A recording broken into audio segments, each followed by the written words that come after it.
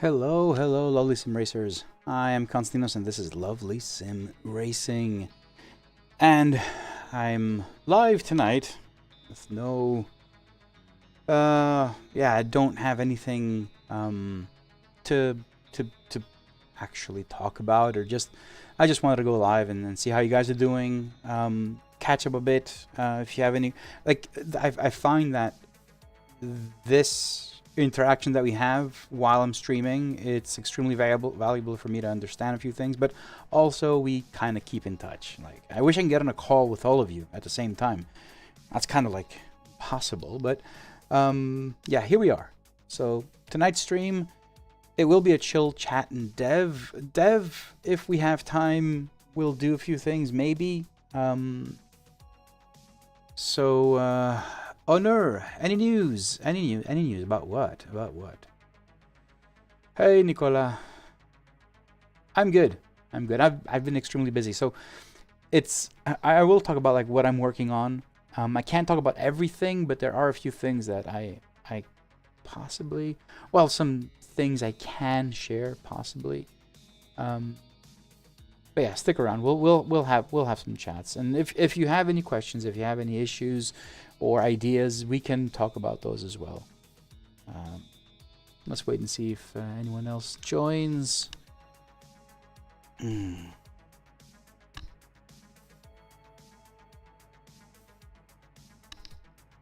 How's the sound? Is it good or bad? No idea. Actually, did you guys see my latest video? I uploaded it yesterday.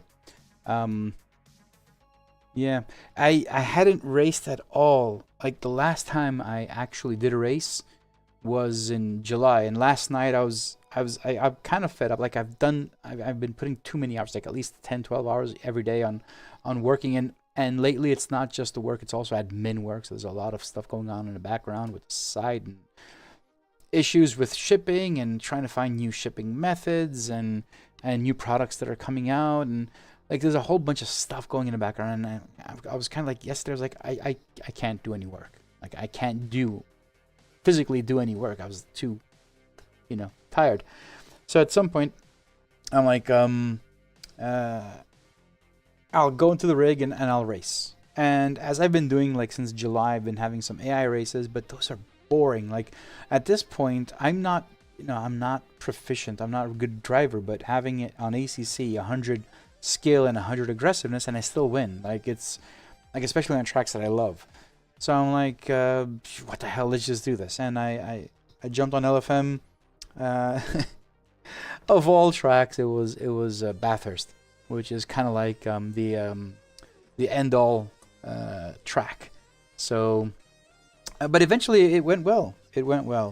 So, and I put the video out, and the thing is, with that video, only after the race was good and everything, I realized that the way I use the dashboard, and the options that I use, because there are 13 modules, MFMs, multifunction modules, basically, that's what MFM means. And I don't use them all. Like, a lot of those are there because you have requested them, or you needed them, or you think it's something that you could, need. I don't use them all. I don't have a need for that. So as I was, doing the quali and everything, I realized that, everyone has their own way of using the lovely dashboard and the companion now, because the companion has, the relative and standings, which are very useful, especially in qualifying. And I was like, yeah, let me just do that. And I converted that race into something I can share. So that was a race that went really well, but also informative. So it was kind of like, jumped into LFM, did a race, was really good. I got all hyped up. I'm like, okay, I'm going to get back into racing now. And then I realized that it's a useful video for more.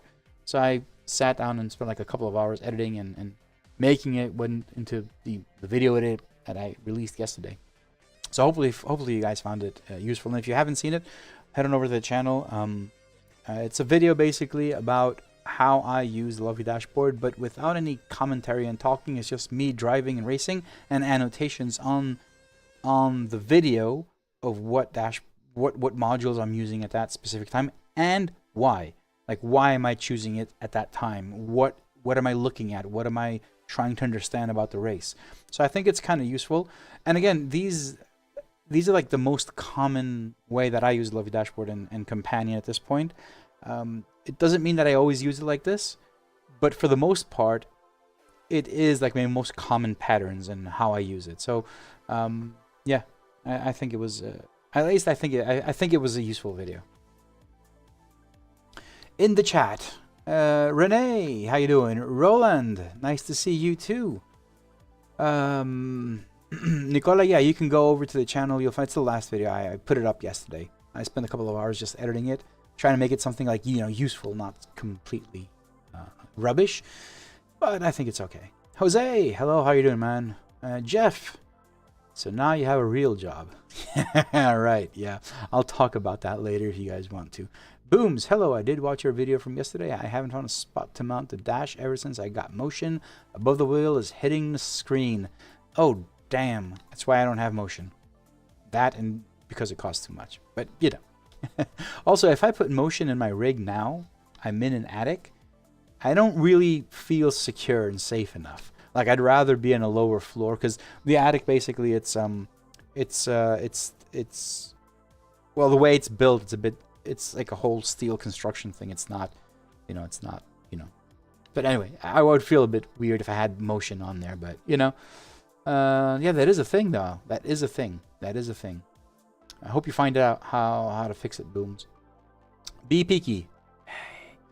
And Jeff says, honestly, I have so much stuff around me displaying what I need. I rarely change anything MFM wise. True, but I'm the kind of person that I don't like to be bombarded with a lot of information, right? I'd rather like, for me, the ideal dashboard would be, if something happens, I want the dashboard to intelligently know and show it to me. Of course, that's not the case. Like, you can't really do that. Like, we can do that for damage, for instance, and all the alerts and everything. But for the rest, it doesn't make sense, because the cases would be so complex, and it would be so time consuming and hard to program something like that. So it is what it is. But what you can do is, you know, you're going into race, you know what you prefer, so you select the MFMs left and right in the default, and it kind of like works like that, so you don't have to scroll through everything. So it is what it is, and it works like that. And for me, it works really well, and I hope it works for you guys as well. I just don't want to have everything in front of me. I don't want to do that. Renee, Nugget on Discord. Okay, hey Nugget. So far, the stickers are holding up well. Haven't raced a lot, but they seem to be a lot more durable than the cube control ones. Which stickers did you get?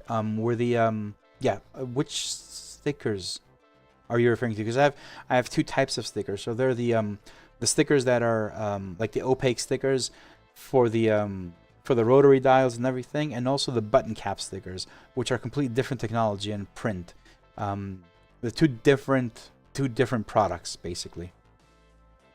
Nicola, I want to get a tablet to have either the companion or flags display on it. You don't need a tablet. You probably want to get something a lot cheaper, which is like maybe a 4-inch DDU or a 5-inch DDU. A tablet would be too big to show that information. Companion, yes, but flags, no. Like flags, you need something really small. If you can get like one of those, I don't know, a 4-inch DDU or a 5-inch DDU like the one I have is perfectly fine. Tablet might be a bit overkill for that.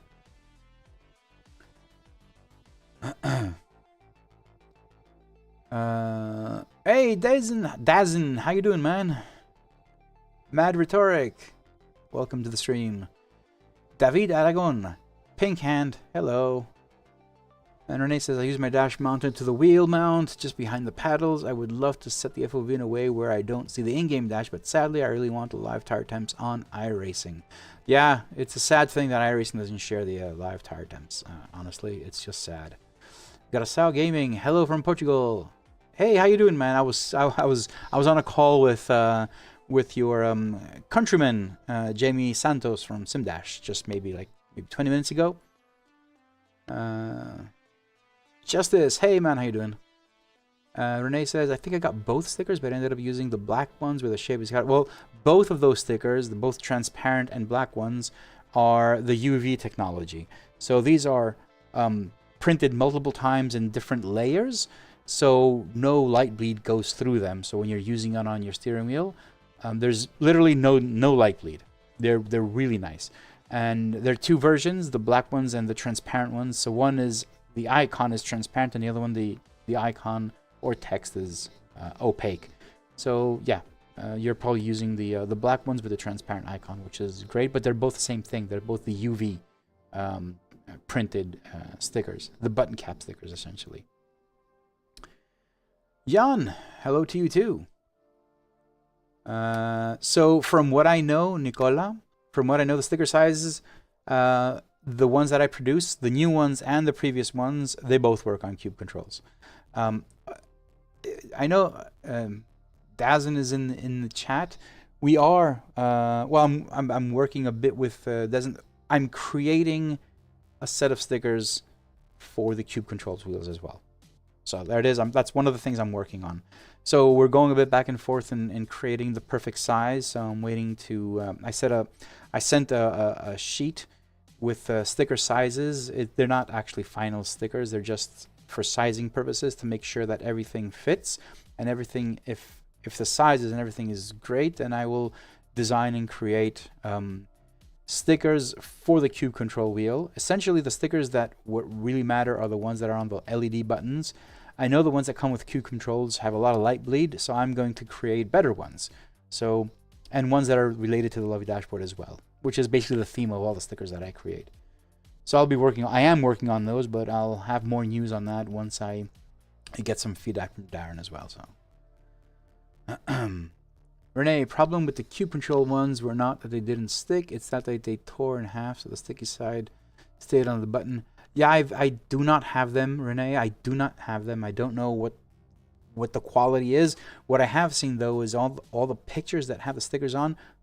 The black is not black. It's basically transparent, and that's not the case with the Lovely button cap stickers.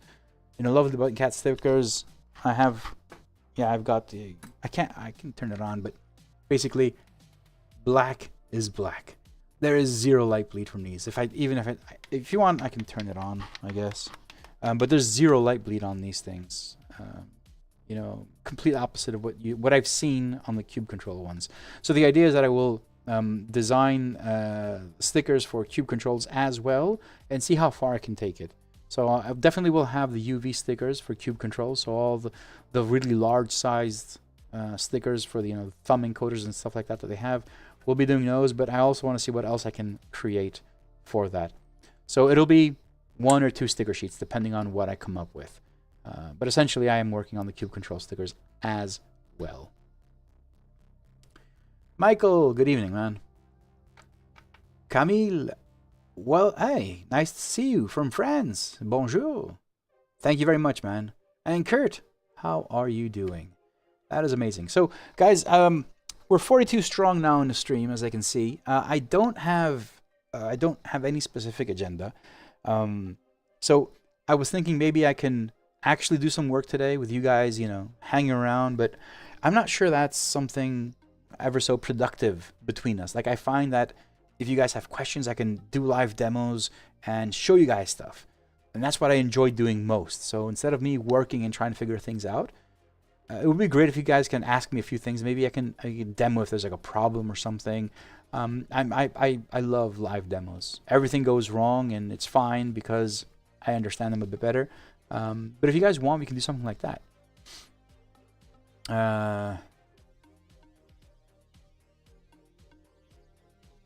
Yevgeny, hi, would it be possible to add live telemetry as MFM?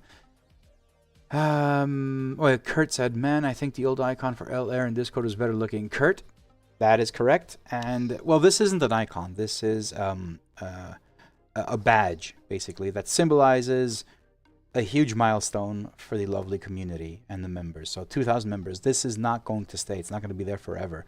It's going to revert back towards the end of the month. Oh, I can't talk about it yet. All right, so I will tell you guys something about that. So the whole thing, the idea of the 2,000 member milestone, it is, for me, it's a huge thing. Okay, so I decided to create that badge, and I put it everywhere on all social media.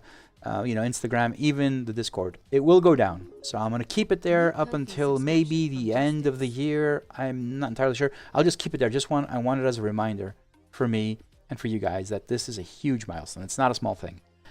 And I can't give too much detail. I will not give too much detail. I will have this as an announcement in Discord. And if you're not on the mailing list, go subscribe. So go to lsr.gg/newsletter. Actually, let me put that in the chat as well. So go here, subscribe. That link should actually work. Hopefully. Let me test it. Yeah, leave YouTube, dude. Great, it works. Go subscribe to the newsletter. I will be announcing a giveaway. I already mentioned this, but I didn't have enough details, and I still cannot give all of the details. But as I said, I'm doing a lot of talking and chatting and conversing with Jamie Santos from SimDash. And what I can tell you is I don't know exactly when, timeline-wise, there will be a giveaway.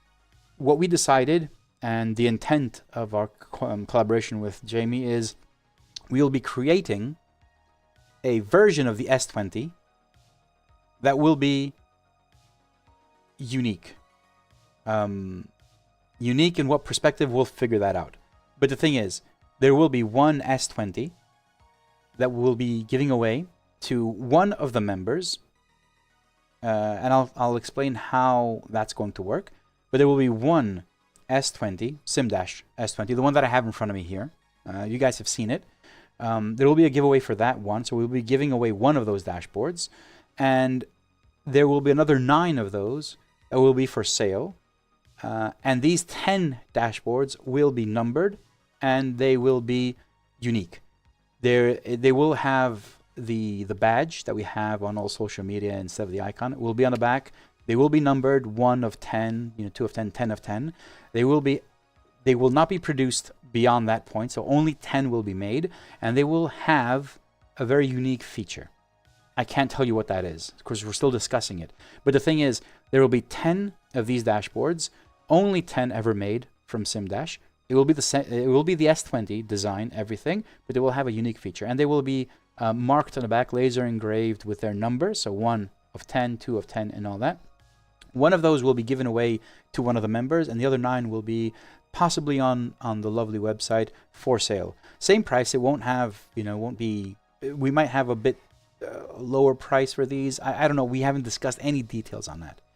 And that's what we will do. This is going to happen. Now, I don't know when this is going to happen. It might be end of this month, end of November, end of the year. I don't know, but it will be for the 2,000 member milestone. Now, how this is going to work is it'll be a simple script. It will be a random draw out of all of the members.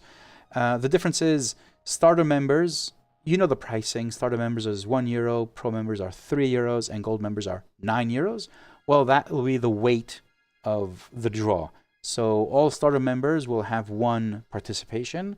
Pro members will have 3 participations in the draw, and gold members will have 9 participations. You can only be subscribed once, so it'll be absolutely fair. You can't have multiple subscriptions, it'll just be 1. And there will be just a random draw, which I will do on a live stream.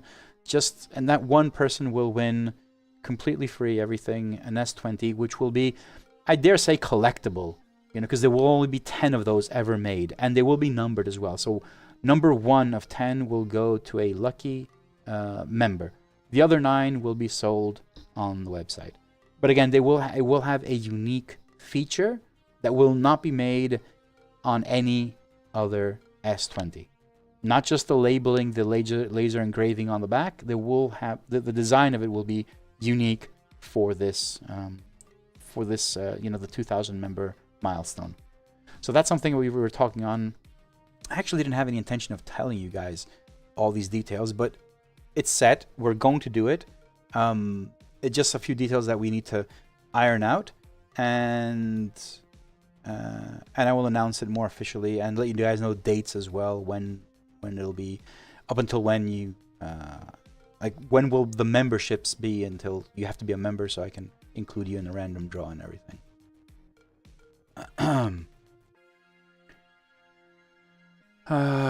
let's go back to the chat.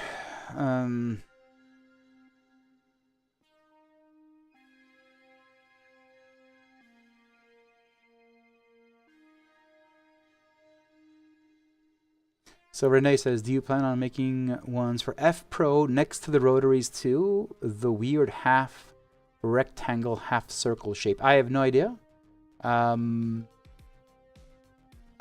see them. I have no idea actually what the F Pro looks like right now. Because the fully black would look great there. Let me go find it. Let's just do this. Let's go see what that is. Cube controls, and that's the F Pro you said?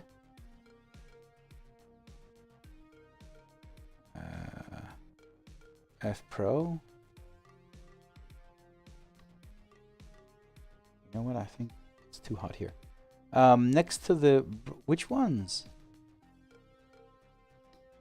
Which ones are you talking about? These over here, it says bias? Are these... I don't know which ones you're referring to. You say something because of before these on the rotaries. Oh yeah, if it's those, yeah, definitely those. Like what I want to design is, you can see this thing looks so bad. Look at that. That's not opaque.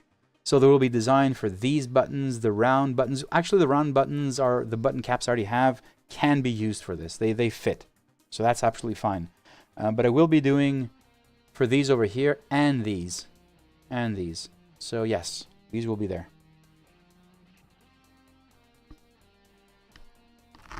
Okay. So yes, that's what we're... I'll be working on those. Definitely.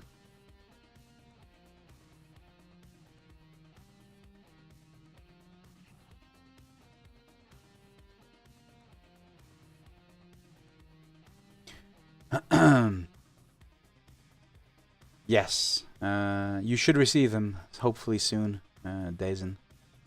Kurt, the tire wear and pit wall don't work. Right low corner. Tire wear and pit wall don't work. Right low corner. Tire wear and pit wall don't work. Right low corner. Okay. It doesn't. Yeah, I don't know. Tire wear should work if it's available. How can it not work? It's available in a few games, not all of them. Not all sims have tire wear, so...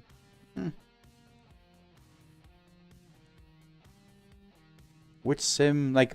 Okay, so I'll just step back a bit and just say this again.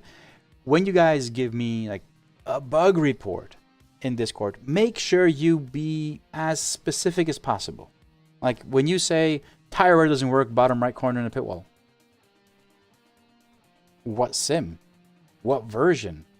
Do you have telemetry that can replicate it? Like, I don't know all these things. There are like a million parameters that can go... Not a million, 3 or 4 parameters that can change everything. So, you know, people say like, there's no real-time tire data. Okay. You're in iRacing, right? You don't have that. And they're like, oh yeah, you should know that. Or tell me, in iRacing, I don't have that. Or in iRacing. So it just helps me respond faster, because it could something that I already know instead of trying to figure it out. And of course, if there is an issue, a bug report, always provide SimHub telemetry. Always provide it.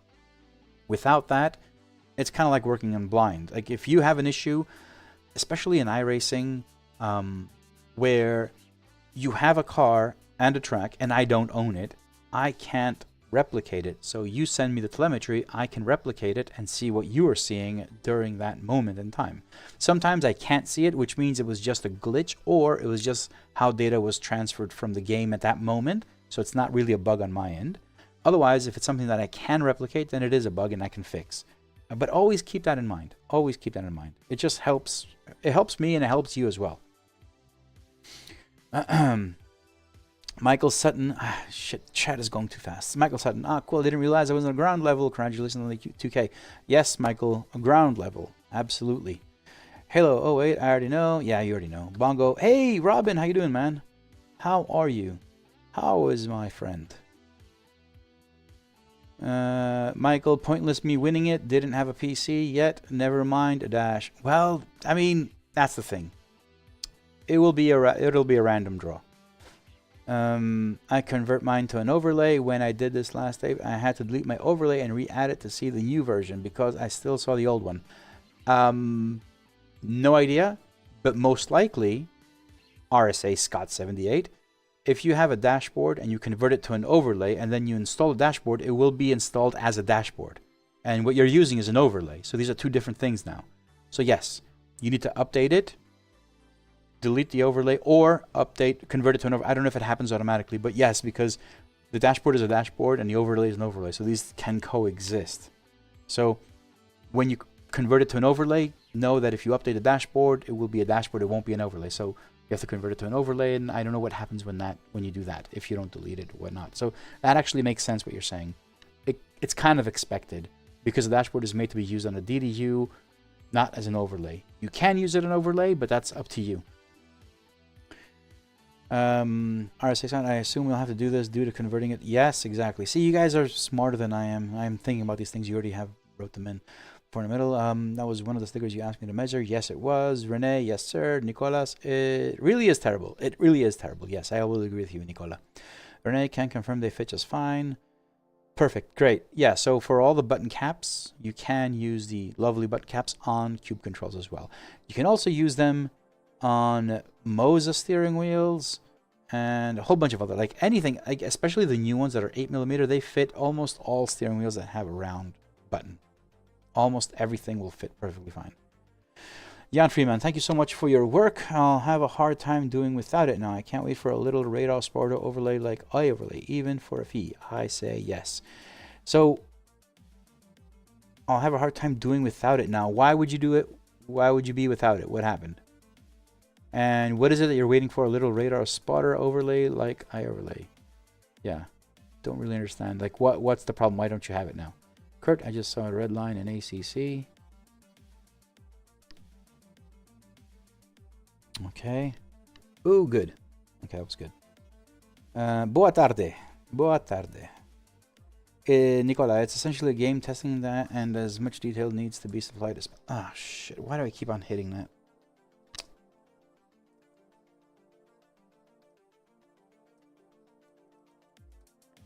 Come on. Windows.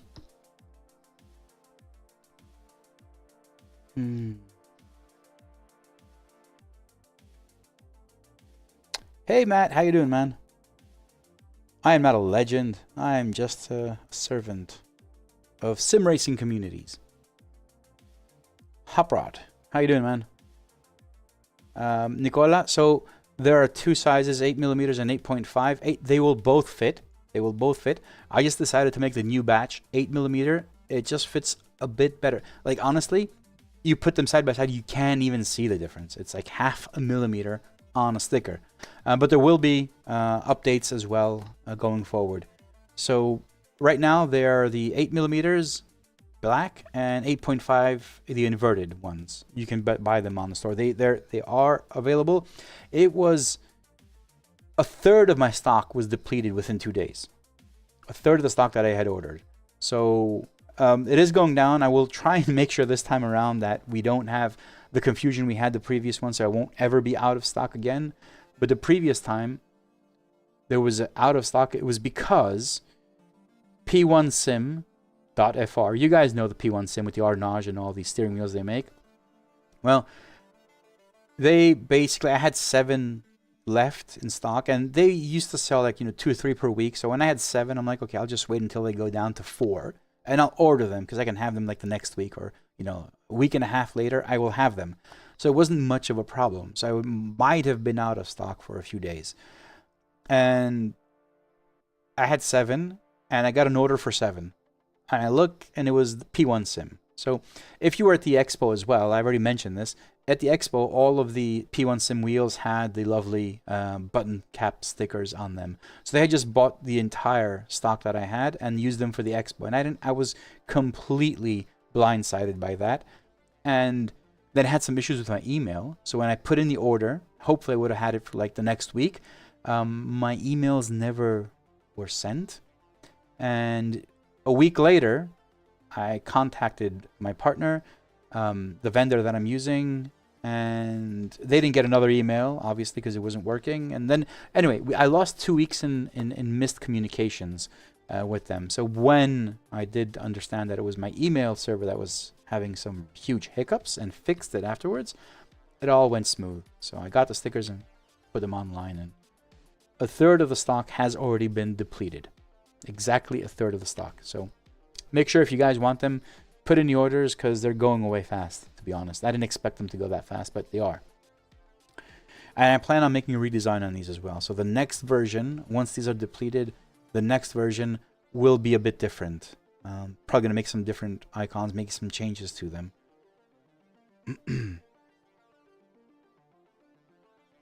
Hey, Retro, better late than pregnant? Dude, we just started. What is it? Like 30 minutes in.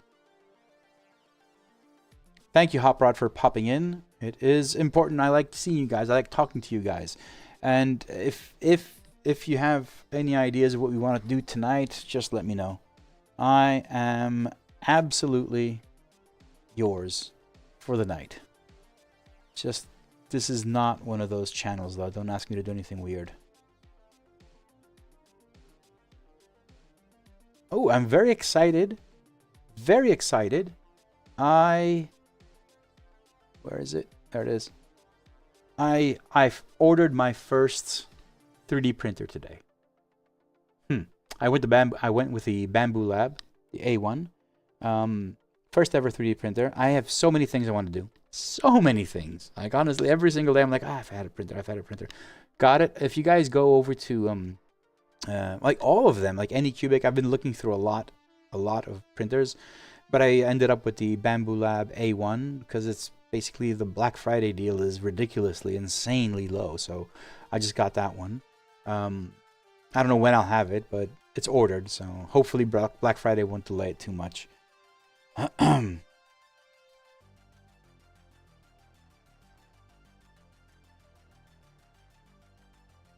Yeah, Booms. That's me. That's gonna be me.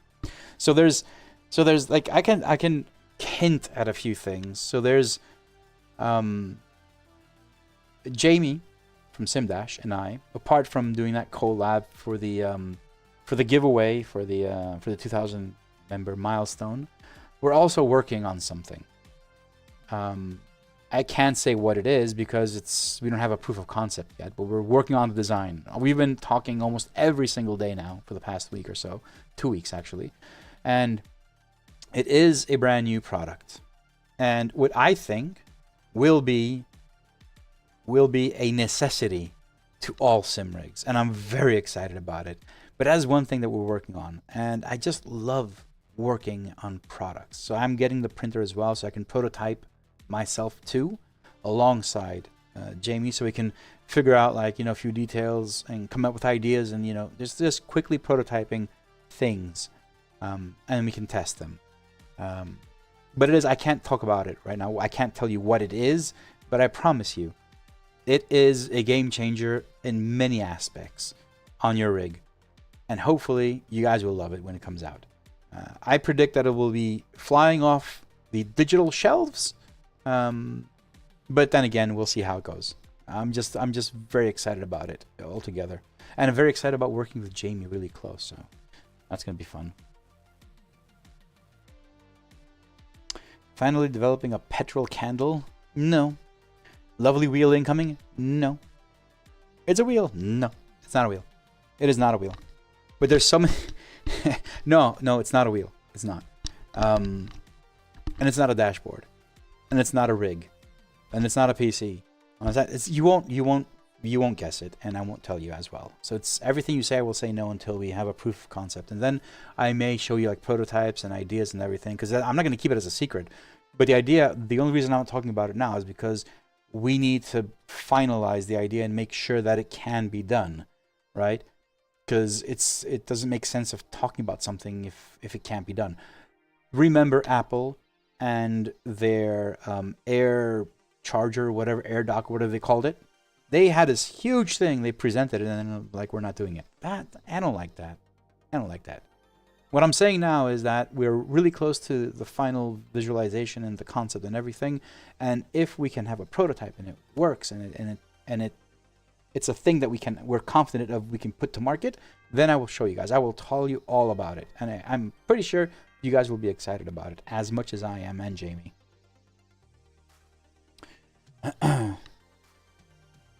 I've been meaning to go into hardware for a very long time. Honestly, I have been. So getting the 3D printer is something that I've been longing for a very, very long time to do. So I'm very excited about getting it and trying it out. You know, designing 3D stuff and just, you know, slaving away over that as well.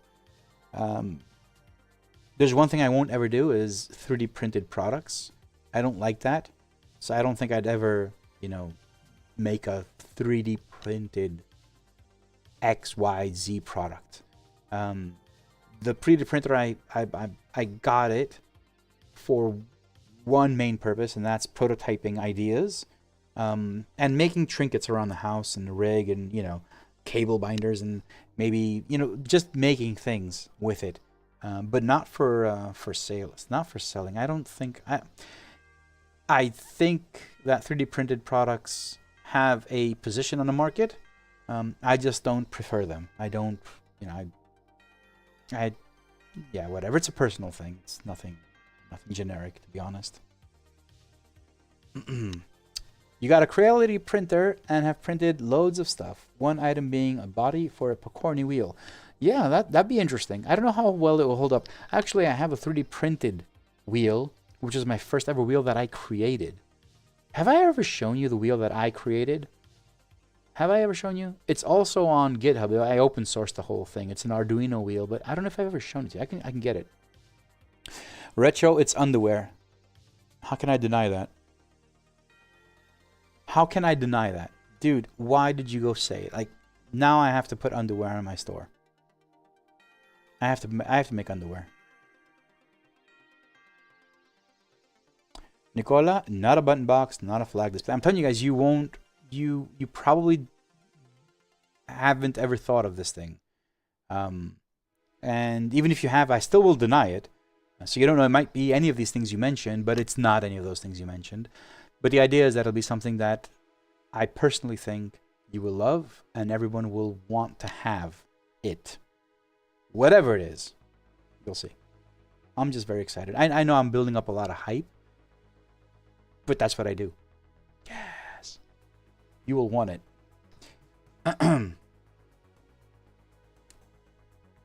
Hop Rod says it's going to be a small fan to keep you cool. Gonna call it now. No, but that's a good idea. Actually, I want to get a wind sim or something similar for my rig. Because now winter time it's okay, but in the summertime it's so friggin' hot in here. So I want to get something similar. And no, it's not a fan for the rig. That wouldn't be exciting, would it be? What I'm working on with Jamie is going to be exciting.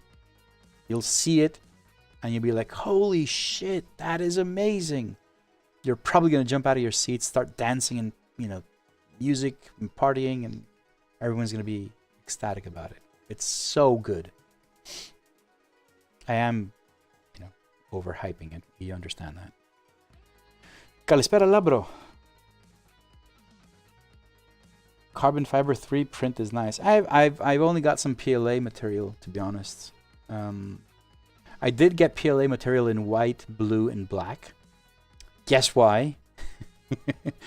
Because actually this is one of the things that I want to do. I want to make some small keychains. Not keychains, key fobs.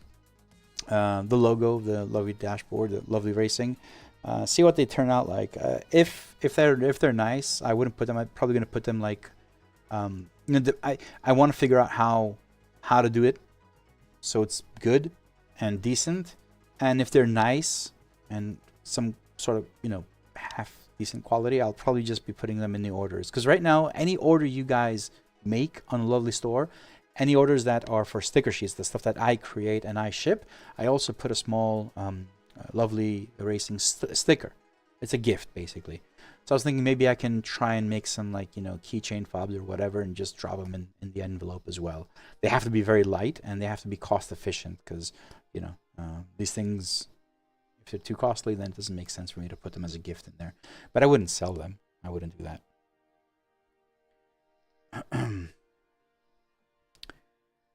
Perfect. All right.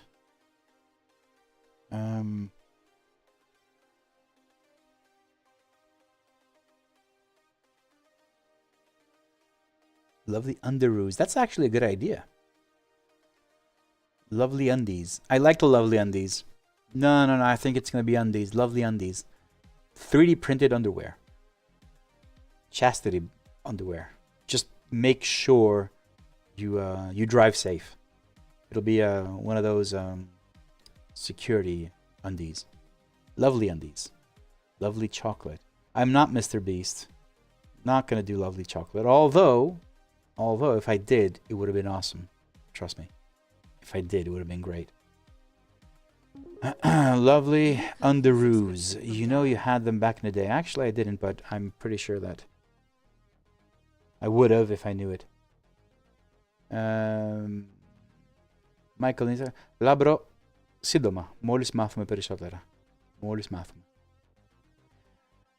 Michael. Hello, Michael. How you doing, man? Nicola. Race Logic or Lumeric display audio interface stream deck thing. I'm throwing the kitchen sink out. Yeah. No. There was a moment in time where there was discussion for a hybrid between a stream deck and dashboard, and it was a very complicated project, but that's not going to happen anymore. So I also can't talk about it too much because it wasn't my idea, but it was a hybrid of sorts. But that's not what I'm doing now.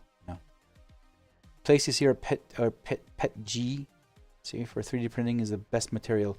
I'm assuming PLA or Pet G. So I got PLA and Pet G filaments. I think the Pet G is transparent, if I'm not mistaken.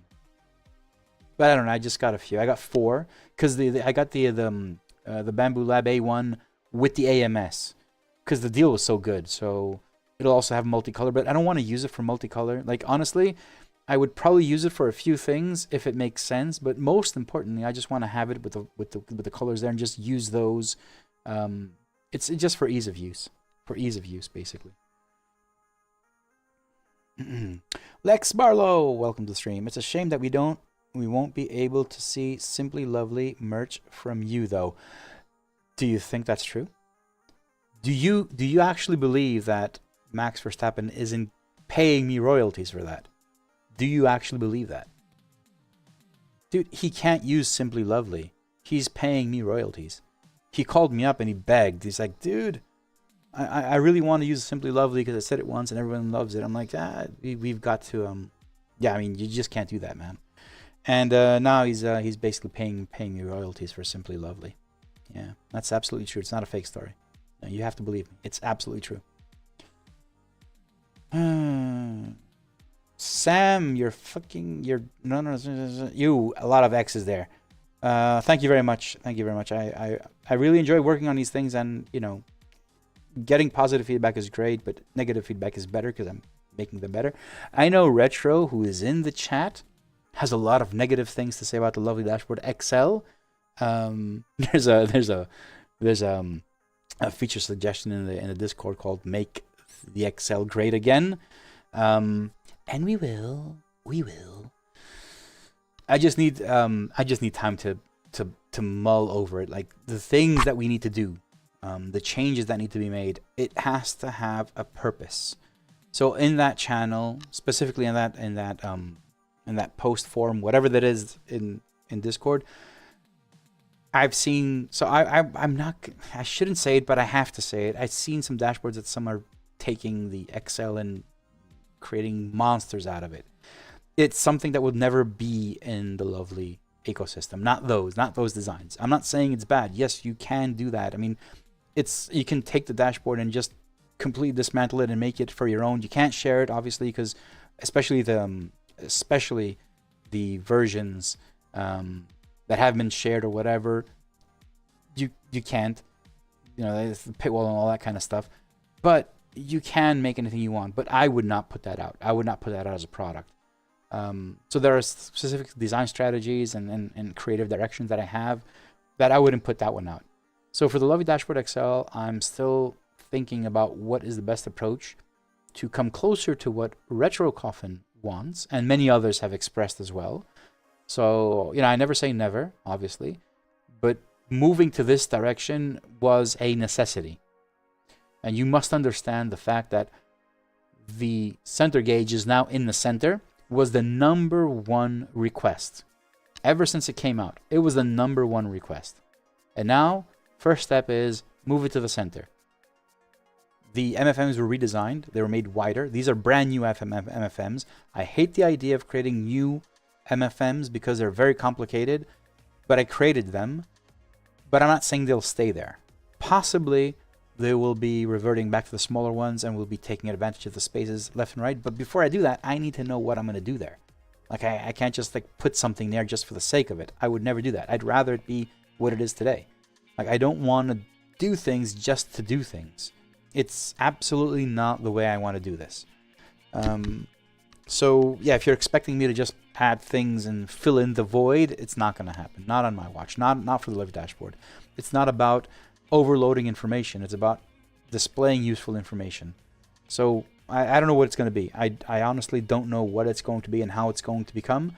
But the first step was getting that damn thing in the center and having the Excel in its current state move forward.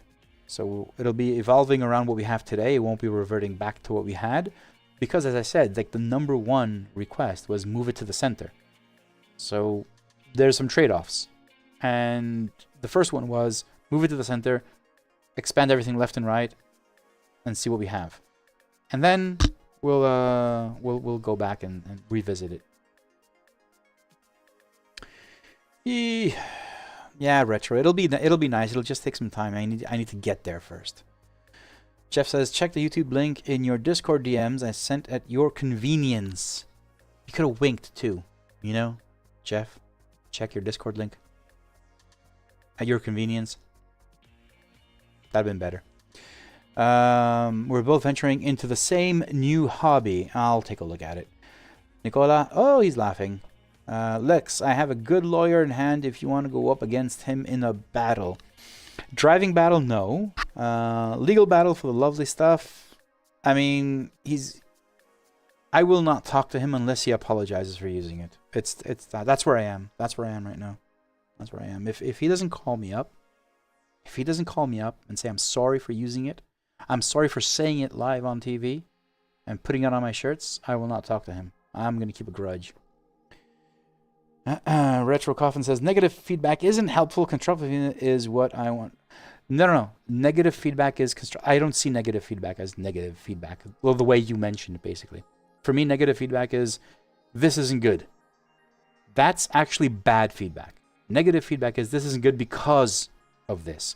This isn't because this didn't work well because of that. That's constructive feedback. Constructive feedback could be positive, could be negative. It's not always the same thing. Constructive feedback is just feedback that generates more ideas, moves the product forward. It could be simply that I didn't like it because X, Y, and Z reasons, but that's actually constructive. It's negative feedback. It's not good because there's something wrong, but it's constructive feedback, as well as positive feedback. That's great there because now this helps me, blah blah blah, and that can also spring ideas to create more stuff. So I do believe that negative feedback can be constructive. Bad feedback is feedback that someone says, I'm not using it. Okay. So that actually has happened in the past as well. But anyway, it's all there. I'm neither a programmer nor a designer, but you're at the steering wheel. I'll be in the back with whiskey. Yeah, okay. You'll be steering this thing. Yeah. Let me go check on what Jeff sent. Oh, wow. Oh, Will. Okay, good. I sent Will Ford, Boosted Media. I sent him some stickers because he has the Asher wheels and I just wanted him to have them and let me know. Not for reviewing or anything. It's nothing like that. I just sent them over. I just wanted him to have them in hand and get some feedback, constructive feedback from Will as well. And he just replied that they have arrived and he has them in hand. He's angry. He doesn't like them. No, he's kidding. More insight onto your new hobby. Zach Friedman, the 3D filament tier list. Which should you use? Oh, okay, that looks nice. Oh, I see a lot of benchies. I will watch it, Jeff. Thank you for that. I will definitely watch it.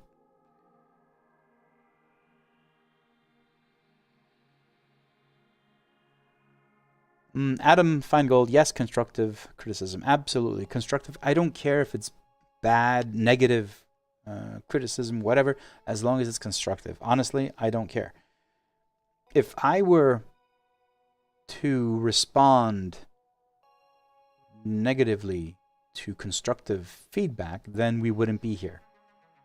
And the dashboard wouldn't be where it is today. So, like, a lot of the stuff that I read from you guys is constructive feedback that's in a negative way, like this doesn't work, or that it didn't work for me, or I didn't like that, and it helps me understand if it's going in the right direction. And the Lovely Dashboard XL, I know a lot have said that it's a step backward and all that kind of stuff, but I never said it's done. I never said that it's perfect. I said this is the new version which we will be evolving, and the only reason this is the definitive new version we will be evolving is because the number one complaint was the center alignment of the module. So that's done. Now we go forward. Speaking on constructive criticism, holy crap, when are we getting you in a Porsche? A real one? I already have a list of, actually, I don't have a list. I've already created my Porsche 992 ST with the white rims and a nice teal blue color, and with the manufacturer interior brown. So if you want to get me in that Porsche, feel free to send it. I will give you all my information. You can send me that Porsche. Now, if you mean get me in a Porsche in the sim, not interested. Is it possible to put a lovely pit wall on your iPad but have the overlay on the monitor? T. Bainbridge, yes it is. Why not? It is. The only problem with that is, since they're overlays and it's an iPad, you don't have control over them. I have it if you go to my GitHub. The GitHub account has some final documentation which I need to move to the website. But if you go into the GitHub account, the big GitHub page for the Lovely Dashboard, in the docs folder there are two last pages I need to move. One is action and the other one is for the Azure stuff. So in actions, it shows you how you can assign actions to the Lovely Dashboard. If it's an overlay, if it's on an iPad, a web-based device, if it's on a DDU, it shows you how you can assign all these actions. So the thing is, if it's an overlay or if it's on a web-based device, you can only assign the actions through Dash Studio, which means one action for all of these devices. If it's on a DDU, then you can target specific keys for that DDU, for that dashboard. That's why I had a question this morning in the Discord when someone said, why prefer dedicated DDU unit over, if you can just have the dashboard on the screen in game as an overlay? Well, that's for me, that's the top reason. When it's a DDU, you can target the action. So I can have a button that changes the page on the S20 and a different button that changes the page on the Artura and a different button that changes the page on this. So you can control every single dashboard with different actions. They're the same actions. SimHub only has 4 actions, A, B, C, and D. But you can target each device separately. And that's why I prefer having them as separate DD units.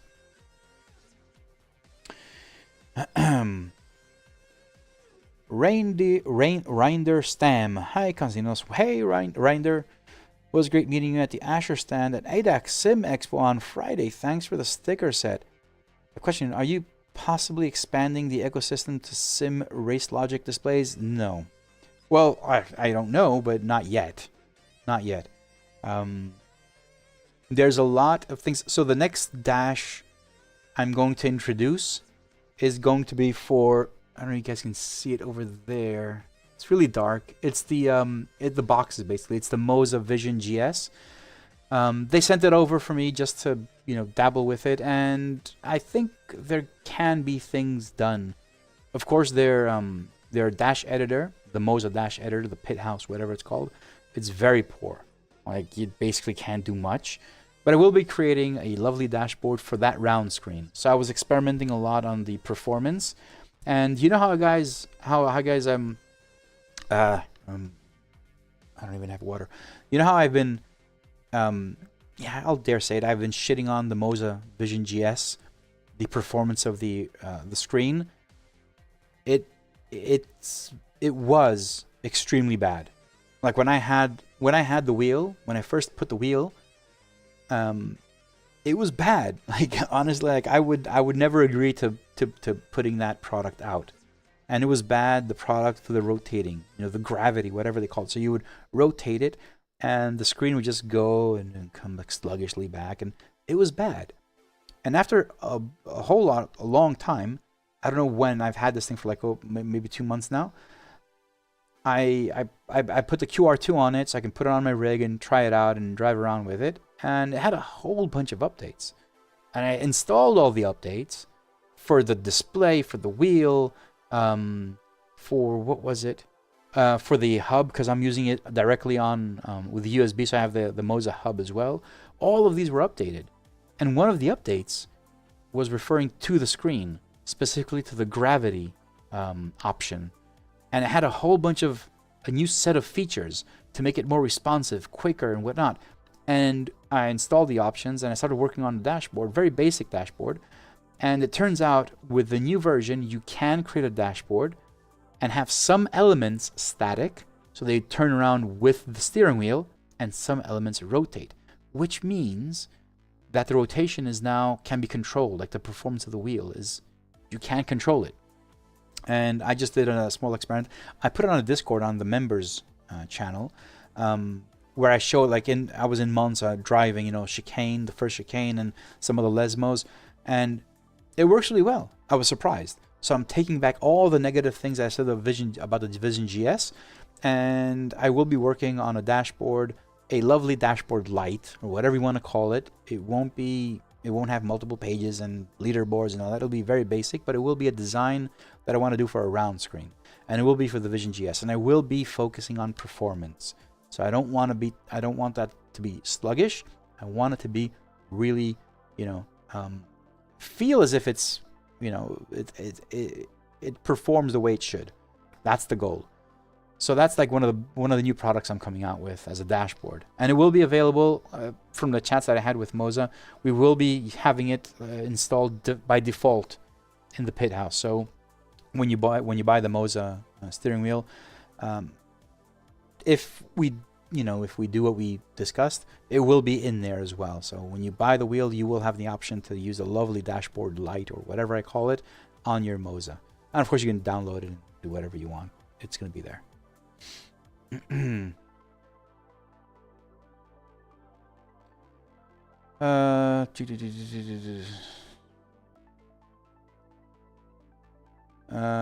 Jeff basically replies to Retro saying he's not a Porsche guy. However, it peeves me that he's driving the Ferrari and not the McLaren as the fanboy he is. I know, Jeff. I don't know why I'm doing that. I have a livery for the Ferrari, so I think that's the reason. Any livery designers out there, I want to move the livery I have currently and move it to all of the... Actually, the livery that I had for the Lambo was done by... what was his name? Oh, shit, I forgot his name. He did liveries, and now he stopped making liveries. Oh, what's his name? I'll never remember his name now. I forgot it. It's gone.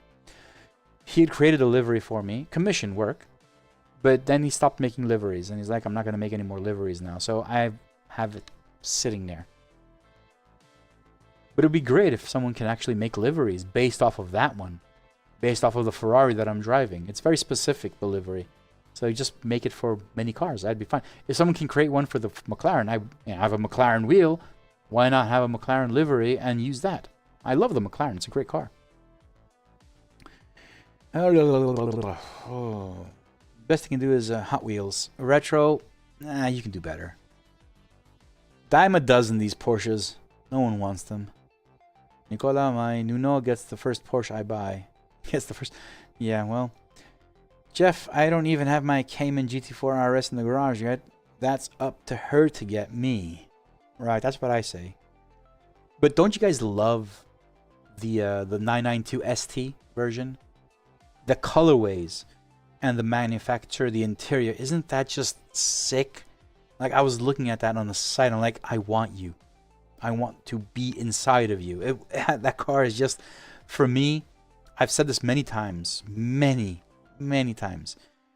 The 911 is by a huge margin the most perfect designed car in the world.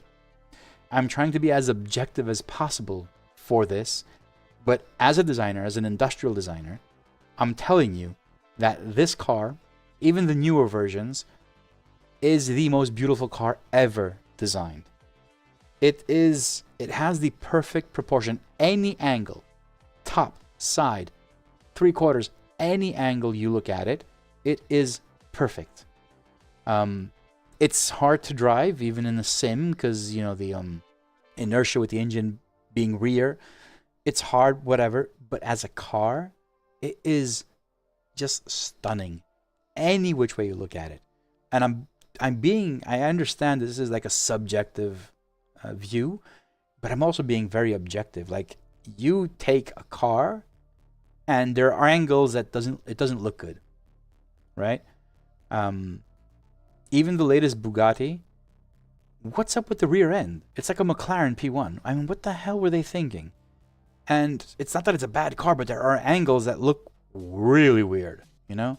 And every car has an angle that's like, the Porsche, it's just perfect in every aspect. And I'm being as honest as possible with that.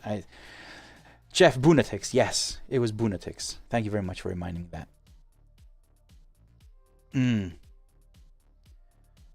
Oh god, yeah. The 992, that ST version, is just stunning. I want that car. But maybe I can get it before I die. You know? Before I grow too old. Get it when I can actually still drive it, you know? Chat. What else? Guess I have to deal with my... Yeah, you have the R32, man. So, yeah. You also have the Piggy, so... Miss Piggy or Pig, whatever you call it. I'm sure when editing an overlay layout, you can click the setting cog on each overlay, and through that menu set a specific action button for it. I'm not entirely sure you can set a specific one for the overlay, but if you can, fine. I can't say for sure. Adam Feingold, I have an Acetec Invicta wheelbase. I'm just wondering, since that seems to have better build quality and ergonomics. Oh, you asked something before. Would you say that the Asher Ultimate is the best current wheel, since I will be in the market for one soon? Adam, I will say that having been at the expo and having, you know, grasped the Invicta, not owned it, so it's not the same, but through those brief moments at the expo, I will say that the Asher wheel are better. This probably is a subjective issue, and my opinion, it's my opinion, but I just feel that the Asher wheels are way better built.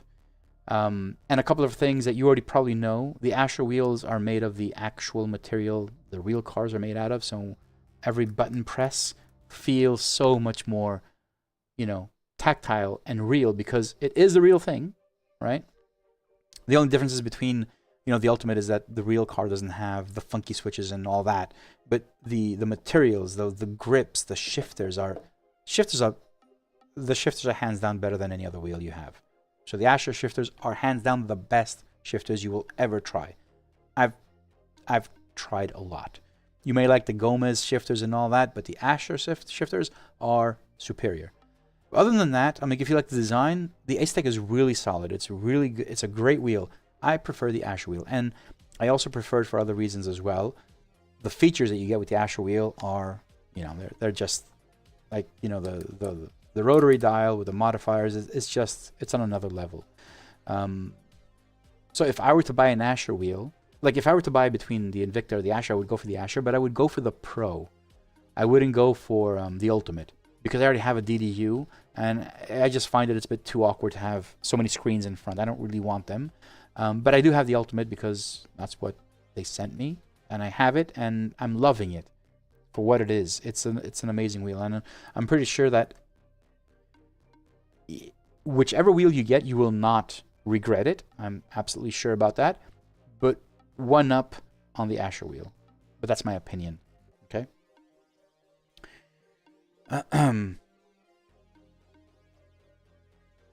Retro says, Jeff, R32s are a vibe.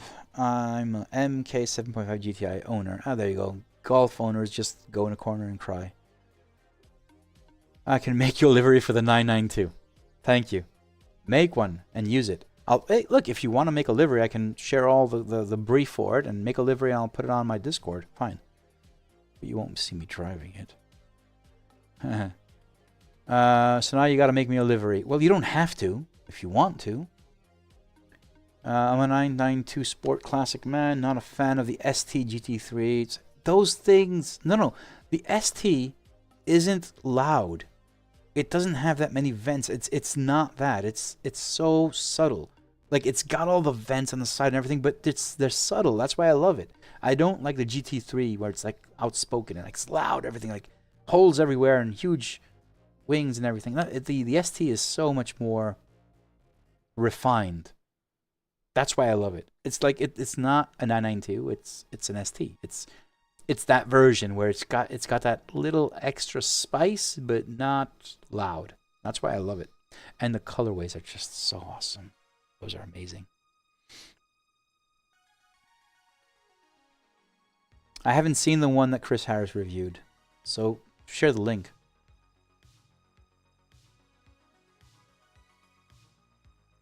I'll show it to you guys. Let me just pull it up.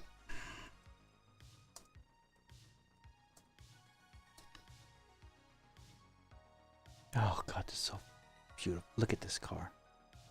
Really. Just where Windows, come on. Windows. Just look at this car, man. It's like, it is unbelievably beautiful. Build your own. Let's build myself a car. Chat, so I am actually very hyped for AC Evo. Definitely hyped for AC Evo. It's gonna be amazing. I'm pretty sure it's gonna be amazing. Let's go over to the chat, and then I'm gonna go customize this.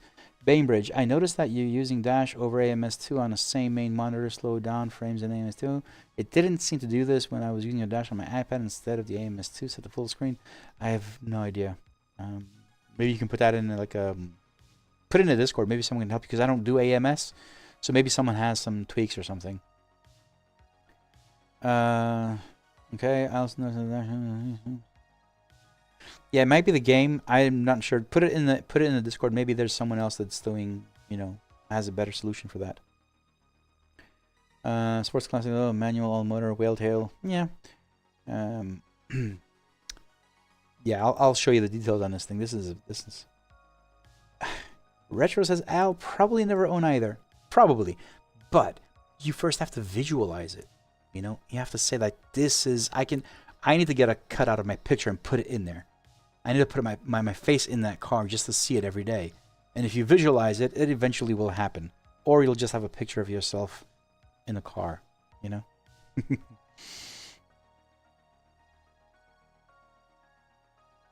played the lottery? I don't do the lottery. I don't. But Retro promised me if you do get the lottery and it's 300 million, it's not much. It's not much. So for me, this is the color I would go with. The shade green metallic. That is... love the white wheels. Absolutely think these white wheels are stunning. Painted wheels. What else? I would definitely not do... Like, I love the heritage design. Definitely. Accept changes. This is... Yes. This is absolutely yes for me. Absolutely beautiful. That. What else is there? I don't care. Like, I'm not a person to change a lot of things. I would, yes, please, just take everything off. What is this? Protective foil? No, deletion. Please, don't do that. Maybe just this, you know. But I'm not feeling stickers on my car, or maybe these are not stickers are painted. I don't know what they are. I'm not feeling this, you know. But I don't care about anything else. Like honestly, I don't care. This and this color is pretty cool too.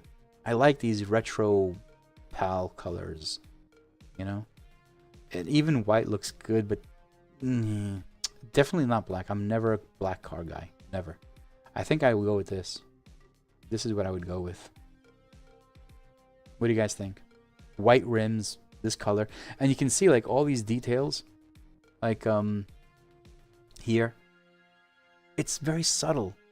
It's not loud. This is why I love this car. It's like look at the lines going. It's like one line coming here, swiftly going back, and then coming down and stopping and continuing there. Like every part of this car is just, look at it. There's nothing on this car that I don't like. And I'm not referring just to the specific ST. I'm talking about 992 and 911 historically, all the way to the first one. And don't laugh, but even the Volkswagen Beetle, which is the predecessor to the 911, it actually has perfect proportions.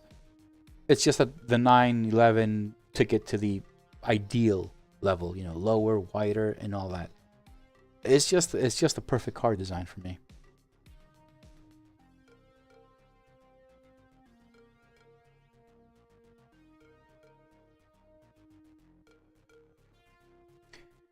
Thanks, Retro. I'm pretty sure. This is the color though. Don't screw up the color, man. Do not screw up the color. This is it. All right? It's the shade green metallic. Oh, we can also do like a lovely color. Check this out. You can also do like, oh, what was it?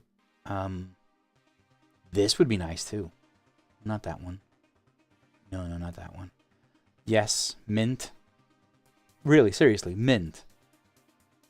I wouldn't do like anything like acid green. Although it's nice, but I wouldn't do it. It wouldn't be me. No. That's too bright. It's got to be somewhere in between. I like earth colors. So, no, don't do that to your car, please. Mint isn't bad. Sport Classic Gray. It's got to have something on it. No. Moon Gem. Oh, that's not bad. Stone Gray.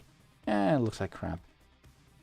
Yeah, this car makes every color look great, but not everyone can pull the color off. Like mustard. This. Shit, man, this car just, look at this. Like, please. Dude, come on. Seriously now. Any color. Look at this thing, man. This is just begging to be owned in this color. These colorways.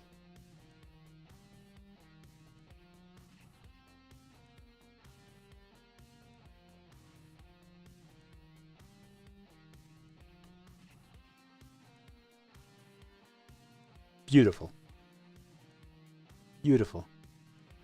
I love it.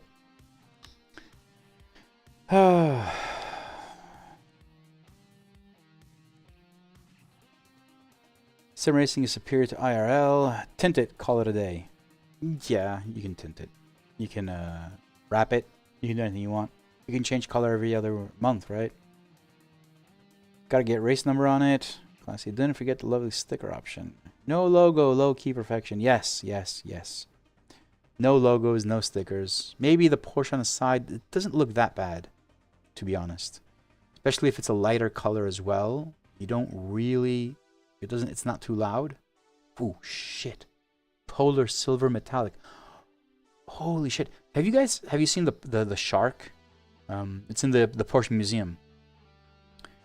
That's an amazing colorway, to be honest. But this kind of reminds me of it.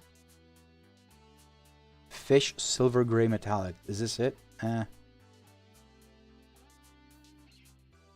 No, the polar silver is nice. Metallic too. Retro. Master plan to convert Lovely Sim Racing to Porsche fans. Step 3 and build your own Porsche.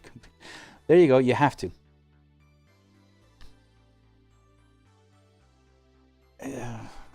I would buy it in mint. I would. Like, if I had the money. If I had the money to buy 3 of them, I'd buy them in mint. This polar silver and the original light green color I talked about. So I'd buy 3 if I had the money. But I don't care. I don't need the money. Retro is going to buy it for me. So that's fine. It's the most valuable brand out of my tax bracket. So it would have to go back to Millennium for me. But those are the best I feel.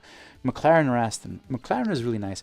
Actually, there are a few videos circulating the Greek social media internets. There is a McLaren Senna roaming around in a neighborhood that's really nice, really close to where I live. An orange one at that. Which isn't bad. Let me see if I can find it. Someone sent it over. Give me a second. Let me see if it's... oh, there it is. Let me show you guys on screen. This is literally just... it's really close to where I live. Very close to where I live. And this is a place, a town, that we go very often. My daughter goes there at night with her friends and everything. So it's kind of like a posh area. Well, where the car is, it's very posh, but you know, but you can tell. So and I don't, did this thing have Greek plates on it? Let me check. I think I did see Greek plates on it. Oh yeah, it does. It's got Greek plates on it, which means someone's filthy rich. But anyway. I personally kind of like the Senna. I don't.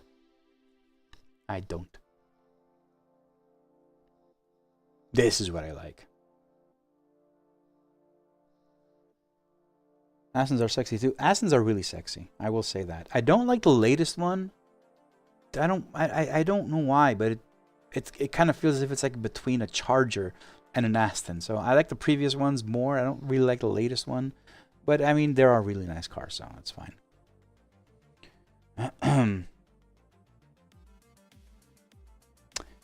First car was a VW 1200, 1965. Yeah. Have a buddy with a mint green 964, tastefully modded. Well, that's the thing. Mod it, but tastefully. I never touch my cars. I just, you know, I try and well, now I'm leasing, so I don't own a car anymore. It's easier. But when I did buy a car, I would just, you know, go to the dealership and just like, you know, have like which model has the most extras and just get that one. Because I hate modding cars. I'm not that kind of person. If you had all the money, what 3 cars, no restrictions or brands, would you get? Okay, so one would be the Porsche. Definitely the 992. Definitely that one. I don't want any other Porsche. The Porsche. I would definitely... I'm going, like, if I had the money, I would have a McLaren. Yes, definitely. I don't like the new W1. I would, if I had the money, I would either get the Artura or the P1, which is a bit more classic, which is amazing. I wouldn't go older. I wouldn't go like the F1. I never really liked that car. Like, design-wise, this has nothing to do with driving any of these cars. I've never driven them. Probably will never, ever drive one in my life. But it would be the P1. I would say P1. And third car... oh, shit, I want to be very careful with this. What would be my third car? I want to say something not sports car. It wouldn't be a sports car. It would be more like a... Maybe. I really like SUVs. I've had an SUV for, you know, for forever, almost forever. It would probably be a big ass SUV. I love them. I love the practicality. But I want to see what's going to happen with the electric cars.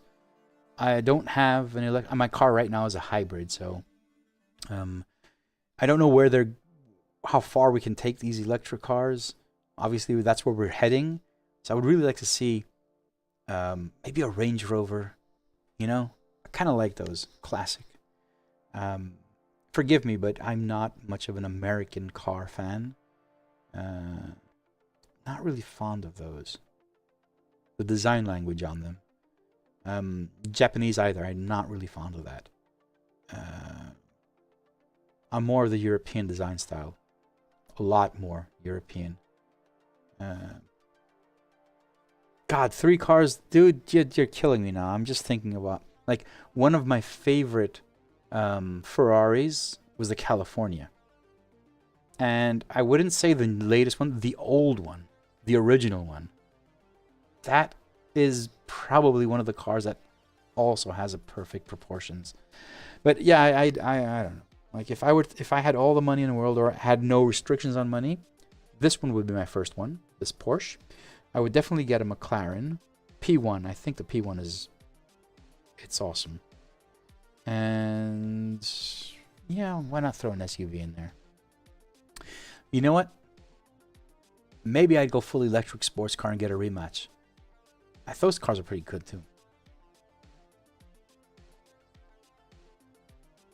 Singer DLS 911. Ah, you're going all in, man.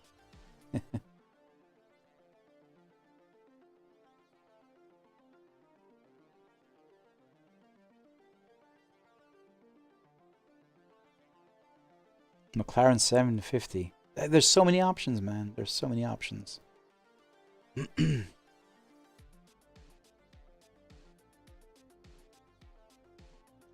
Bobby McGee. The first person in this chat that actually asked me something very useful.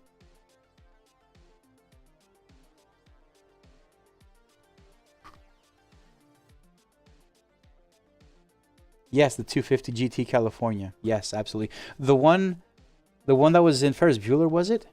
I think it was in Ferris Bueller. It's got something. I don't know. It's got something, that car. Maybe it's tied to my, you know, me watching that movie and falling in love with the car because the movie was amazing and I wanted to be Ferris Bueller and never would. Maybe that's it, but that car really had me, you know. All right, so let's see. Bobby McGee says, can you briefly explain how you set up changing lovely dash screens using your wheel? All right, let's do this. We can actually make a segment out of this as well. How can we do this, though? It'd be nice. Do I have a wheel cam here? I don't. So what can we do? Can we go POV? Yes. Let me get rid of this.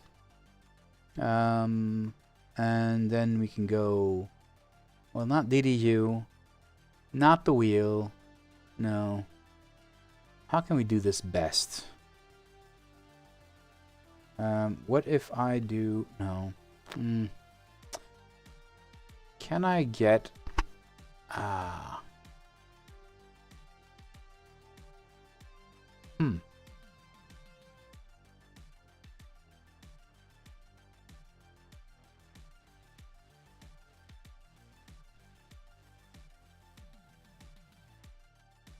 So let me see if I can get this. Yeah. Sorry, I'm actually making changes here. So if I come here and just drop this in, don't get scared. I'm moving things around and put it over there. Yeah. Yeah. This will work. And then I need to open the cam app. And basically what I need to do is zoom in just a bit and move. Okay. Does this work for you guys? Okay, there and there. All right. Is this good? I think it is, right? Dude, I've made segments on everything, but there's a question in here that actually requires my attention. And I don't mind because I've changed a few things how I've set everything up. So,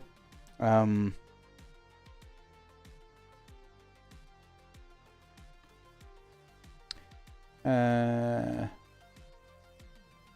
Adam says, no disrespect for you. Your HR is 0. Might want to call, please. The community needs you. Well, was on screen a second ago. Yeah, no. It's, yeah, I haven't turned it on. All right, so let's see. So, live here. Let me turn on a replay. I just put on a replay and just select erase. Fine. So I won't go into details on how to set this up. There is a video on my channel called Control Mapper, and that's what I'm using. So everything you see here, it's through Control Mapper. Essentially and briefly, Control Mapper is a proxy that sits between your inputs, your steering wheel, and the game. And Control Mapper is inside of SimHub. So you map your devices to Control Mapper, and Control Mapper is mapped to the game. This is great because I can just pop this wheel off, put another wheel on, and no matter what sim I'm in, and no matter what wheel I have, everything is mapped the way I want to. So you map them once, and then you're done. Every game receives the same inputs from SimHub, and your steering wheels or your devices sends those inputs to SimHub, and that translates them. It's basically a proxy between your devices and the sim. So everything you see here, it's controlled through Control Mapper. That has little to do with how I've set it up. It's just the fact that I have everything through SimHub. Now, this is the Asher Ultimate. So as a steering wheel, it has a lot of functionality, things that don't exist in other wheels, not all of them at least. And one of the things that I find really useful are the two funky switches. So for me, the funky switches, the left one basically is how I control the dashboard. So from the funky switch on the dashboard, moving it to the left changes the left MFM, right? So this, I'm just pushing it to the left, and right changes the right MFM. And then up changes the center, and down changes the fuel. Okay, so with my thumb I control all the features. Now if I want to change the page, I have this little arrow button here. This, clicking on that, changes the page, and it cycles through the pages of the lovely dashboard, and you can go through. Like the first time it delays a bit, but now everything's faster. Because these actions on the lovely dashboard are A, B, C, and D, those are the mapped actions that I'm using in SimHub. When you go to the second page, if you didn't know, which I'm pretty sure I mentioned, but if you didn't know, the relative timetable now has two options, and using A, action A, you can swap out relative or standing. So because this is A and action A is to the left, which action A in the dashboard, this is A, B, C, and D. So action A changes that. If you go to this page over here, action A changes the relative. So if I go action A, it will show me the standings now. So on this page, you can actually go between relative and standings, which you couldn't do before, you can do now. And I find standings really useful for qualifying, or in general, if you're chasing, P1, you know where they are, how far ahead they are, and their distance and everything. So that's that. And in the map, there's nothing you can actually change here yet. It will do something. And that's how I control the lovely dashboard with the steering wheel. One new button that wasn't previously there because it didn't exist, the companion that you can see on the Ultimate has pages. So now this mute button here was basically dead. I wasn't using it for anything. Now if I click on this, it loads and changes the pages inside of the Ultimate. So it scrolls through the pages. And again, the companion now has the map, relative, and standings. So I use that. So while I'm driving, I don't think you guys care about the rest of the features that I have, like the rest of how I have everything set up. But as I'm driving, it's really simple. Just go here, and you can see my latest video that I'm doing that. But it's kind of like undetectable because it's really easy to just go like that and change it. Of course, with the Asher wheel, you also have an option. This thing over here, these buttons here, which are very useful, and you can also use those for A and B, for instance. I did use those in the past, but I find that the funky switch is it's a bit easier, to be honest. It's a bit, yeah, I don't know. I just find like I'm not using these two at all, the top switches at all for anything. But if I did, I'd probably use them for reverse shifting, maybe something like that. You know how it is, push-pull shifters on some wheels, like the new Mercedes wheel. Well, you can actually have that here like that. So, you know, this is going shifting up and this one will be shifting down. So as you're driving with one hand, you know, maybe you have a beverage in your left hand and you're driving with the right, you can go up and down with one hand. And the same thing for this, down and use the second one going up. I'd probably use this for something like that. So I use the funky switch basically for the lovely dashboard and changing all of the modules.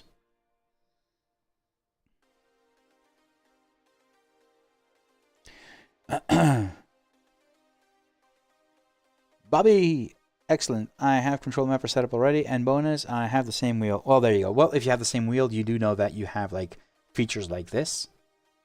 You can do your byte point settings, which is pretty awesome, to be honest. And you can also do calibration of all of your pedals, and you can also select how you use these just by saying, you know, throttle, brake, slave, and master, and leaving there, and it'll save it. Or you can click these and save it. So you have all that as well. And of course, you also have, you know, this small hint, Bobby. Just so you know, all of these things, they're being reworked, all these features, and will be embedded into the plugin. Right now, a lot of these things are just JavaScript, which means, and this is something I know, if you're turning this really fast, although this is awesome and it works, but if there might be, when you're racing, you might skip something, know that if the position of the dial is correct, even if it might not say the right thing on the dash, it will, the buttons will work as a modifier, so you're okay. But now we are reworking these things to basically get this information directly from the wheel and not rely on JavaScript. So that's going to be fixed. But until you do that, if you do find that turning this may not, you know, swap it out or change it in the dashboard, open up your control center, the Asher Racing Control Center, and all the way on the bottom of the page of the configuration, there is a delay, millisecond delay, whatever they call it. Forgot what it's called. I've set it to 85 milliseconds. That gives it enough time for this to work almost perfectly, almost all the time. So just keep that in mind. Just move that to 85 milliseconds. That's where I have it, and it's perfectly fine.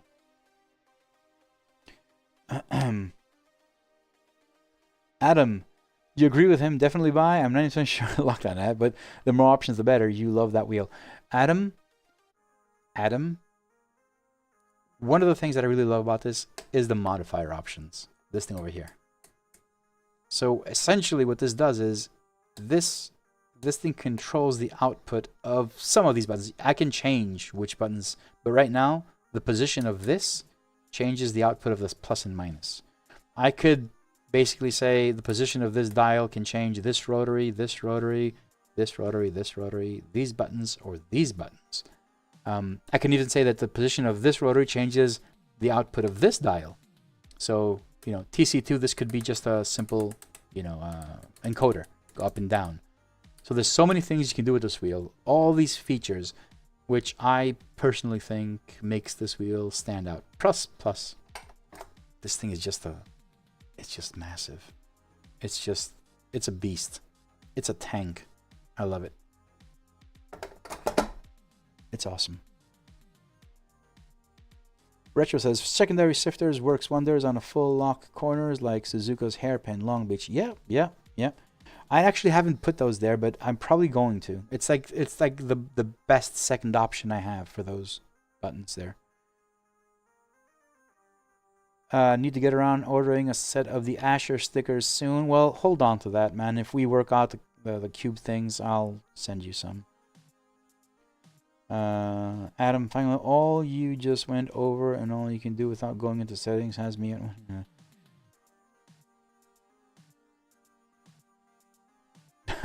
Well, if Adam, I'll push you over to 101%.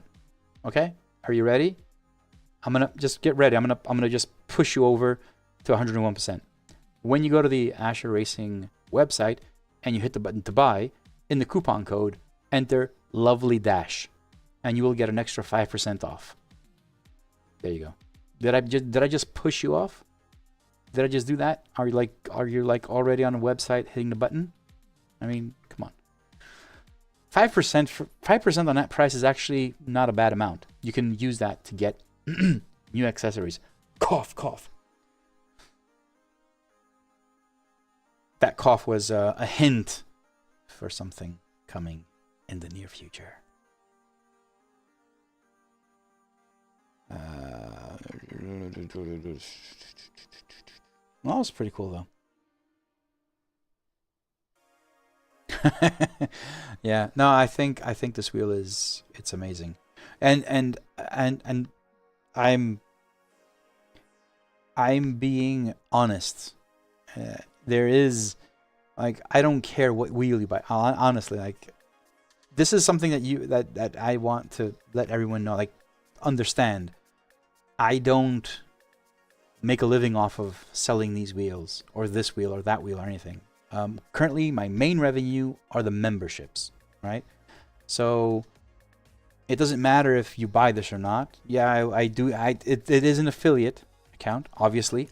Obviously, it goes without saying. I have an affiliate account with almost everyone around the products that I use, but that's not my main revenue. In fact, that revenue is just very small. It's practically, like, I think it may be just over the revenue I get from YouTube, which is basically just a few coffees. It's like, it's ridiculous. So it's not about that. For me, I'm just being as honest as I can with these products. And just so you can understand, I have the Asher wheel. I have a few more wheels over there, which is pretty good. To me, this wheel is the best value for money, honestly. And I don't even know if I have a affiliate with these guys. Simagic. This wheel is the best value for money, hands down. It's very basic. It does shit. It's just a wheel. It works great. It is what it is. But it's the best value for money. But if you want a wheel that does a heap ton of features, I just banged it. Heap ton of features and will last for many, many years, then the Asher is probably the one you wanna get. There is one more wheel. I will have it hopefully in a couple of weeks, and that's the Grey Wolf, which I have introduced on my channel before, but that was like the pre-production version. And for the past almost a year, I've been working with Federico from Grey Wolf, giving a lot of feedback. And I already mentioned this like on a story on Instagram at some point. Federico basically took a list of like 50 points, positive, constructive criticism, or what do you want to call it, about a steering wheel, and has addressed every single one. So keep an eye out on that one. When I have the wheel in my hands, I will do a presentation. It will be about the steering wheel and all the changes that have been done to it. Honestly, I think he hasn't left a single stone unturned. He basically just listened to every single bit of information and has upgraded the wheel in every possible way, all the way down to creating brand new shifters, which is something you don't see a lot in manufacturers. Like, someone would say, that's what I have, let's move on. No. Federico and his dad sat down, threw away the old shifters, redesigned new shifters, and are going to be shipping the wheel with those. So that's also a wheel to look out for. Again, with that specific wheel, I don't even have an affiliate account. We're just really good friends, and I do believe that they have an amazing product. But until that happens, for me, the Asher wheel is still up top.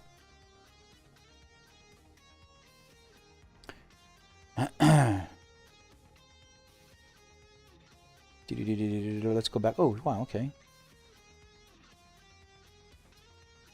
I use the companion. Michael Nunez. I use the companion all the time. Have you made any update? Yes. I don't know if you've seen it. So the companion now has a bunch of features. So now you have the map. If it were... No. Ah, shit. Of course it's a live demo. It has pages now. So now there's something wrong with the USB. I had this before. It's stuck. Yeah, my hub probably has crashed again. It's not rebooting. Wait, no, okay. No, it's stuck. My USB hub is fried. I'm gonna close the... You can tell. Anyway, my USB hub, I've had this previously as well. I need to change it. I have got a new one. I have never changed it. I just changed the plugs and I thought it was working, but now it's fried for sure. But anyway, so the Companion has 2 more screens. The Companion has the map that it did have, and now it has relative and standings as well. So you can just scroll through the screens and have more information. If you go to the latest video that I have on my channel, I show it in use and how I use it as well, which is kind of like, you know, pretty cool.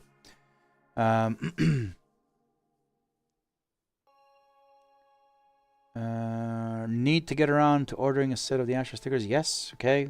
We already discussed that. Doesn't ping me. All you just went over and thank you do. Yes, was on before I saw this on your. I just like the best in build quality and last sold with code, of course. Yes, of course. You won't regret it. I'm positive about that. Whichever one you get, the Ultimate. I would personally get. It's you know, it's a bit cheaper as well, but I would get the Pro. Not the GT4, not the Sport. I would get the Pro. But if you want a screen, then the Ultimate is obviously it's a no-brainer.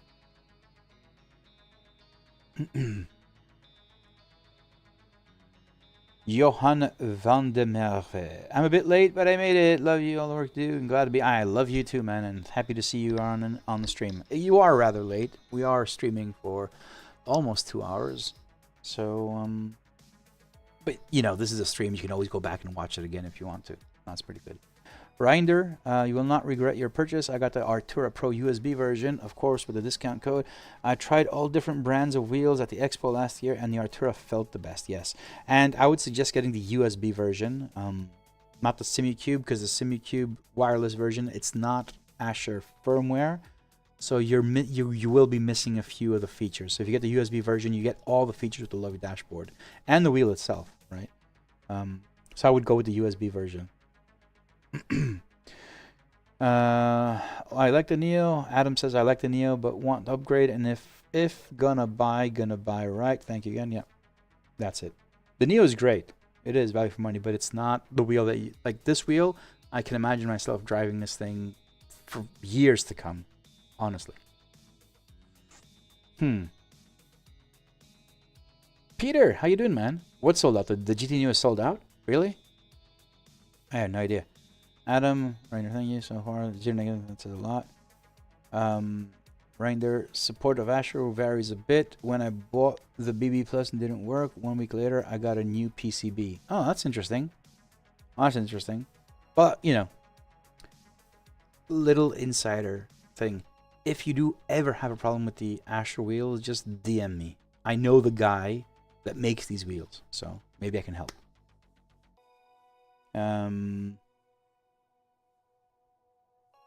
So Reiner, just ping me. I'll see if I can get something for you. Get it through. Retro GT Neo versus X29. I'm on the 29. Neo keeps teasing me. I would stick with the X29. I would stick with the X29. The GT Neo it's more of a, it's a great value for money, but that's what it is. The X29 is a tank. So I would stick with the X29. I don't like the Gomez handles. I will say that. I don't like them. I think they're a bit too chunky and too beefy. But other than that, the X29 is... Yeah, it's a tank, man. Michael Nina sent a PM on Discord. Ooh, hope it's not a picture. Retro, keep in mind, the Fanatic Maca GT3 was my favorite wheel. Probably still is, with Porsche livery, of course. Yeah, whatever. Asher's going to send me... the wheel, well, the faceplate with my logo on it. If you guys saw at the expo, you can now customize these wheels. Well, in Q1 of 2025, you'll be able to customize this wheel. So you can remove the McLaren logo and put whatever you want there. You can also put something on top here, whatever you want. So you can basically customize these things. and together with the knob kit where you can change the colors, you can fully make it your own. So they'll be sending me the faceplate as well with my logo here. I'll be swapping it out once I have it. Definitely late. Almost done with my drink. It's late for you. Look at this. You can see. Let me get rid of these things. We don't need these. Don't need that. And we definitely don't need the PIP anymore. Check that out. It's past midnight. So. Peter says, about to upgrade my trusty Fanatic Club Sport pedals. So many options. Any recommendations? And then he went and retracted a message. And then Jeff retracted another message. And Retro says, Hoisenfeld Sprints. Symagic reactors for throttle and brake. Yeah, I think that would be ideal. Like if you can't go for the Simicube active pedals, Hoisenfelds have been proven to be great. I have these. Do I have a pedal cam here? I don't. But I'm pretty sure if I go here, oh, there they are. So my pedals are those. They are the Sim Racing Alien pedals. If you Google them, they're a Czech company, really small Czech company that basically made these pedals, and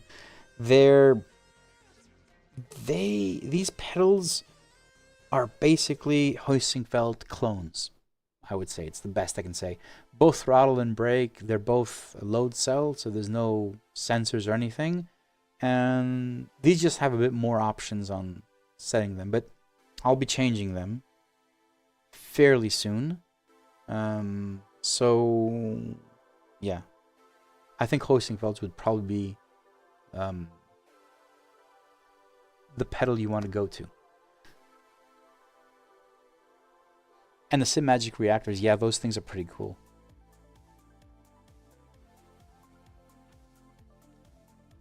No complaint. Do you have the hydraulic kit, Jeff? Or is it just don't know.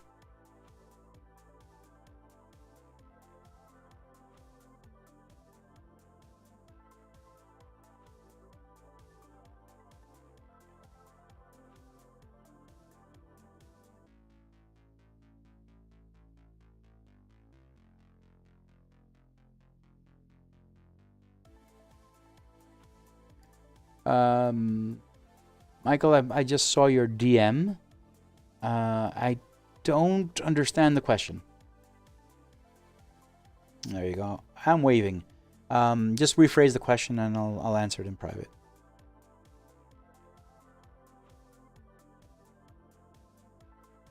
All right. So I think that was a fun 2 hours stream. Do you guys like it? Please be honest. Do you like these streams? Because I'm not driving and I'm not deving anymore. Are these useful? Do you find these, you know, somewhat enjoyable or useful for you guys? Because I really want to get back to, you know, doing some racing and driving. And the streams were always like my go-to place to drive. So I'm just curious. What is it that you would like me to do on streams apart from dance and get naked? That's not going to happen because I don't have enough room to do that. But, you know, like, do you find these streams interesting? I'd be curious to know. I enjoy them. I utterly enjoy. I just love interacting with you guys and seeing you guys. So, all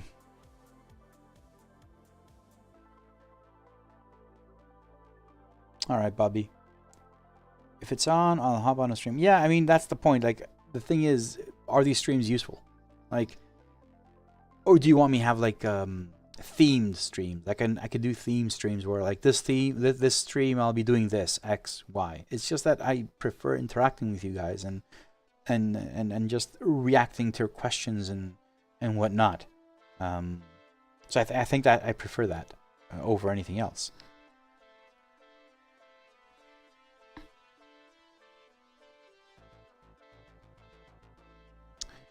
I'm thinking. You're happy because answering your question. Yeah, but that's the idea. I want to answer all of the questions. That is the thing. Adam, I think that's my intention. And in the past, I also did some mistakes with the live streams where I would be on a live stream, I would ask a question, I would get like 5 answers, and then would go implement that change. And I realized that 5 answers on a stream equaled 0.001% of the actual user base. So I'm being very careful of what I'm doing. But I really enjoy the interaction. And this gauges as well, like, you know, direction of things that I want to do. Which, now that I mention it, I will show you the next update coming. I won't release tomorrow. I was planning on doing it tomorrow, but it's too soon. I wanna space out the release. I want to put more stuff in there. So I will show you right now one of the changes that's happening. It's a small and minor release until I figure out what else to do. I'll show you that. I'll show you the updates for the next release on the dashboard, and we'll call it a stream.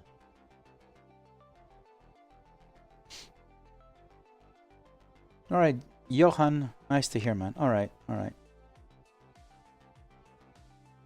I could, Christian. I could. And I did a voiceover once. I used to work in advertising for 16 years.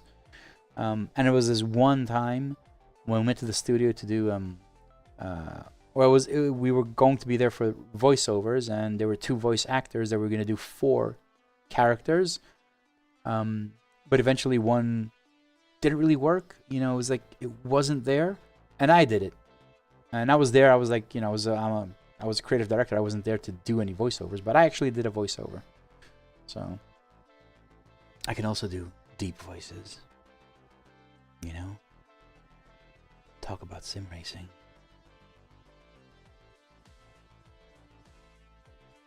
Bedtime stories. I could do that. I could do bedtime stories, definitely.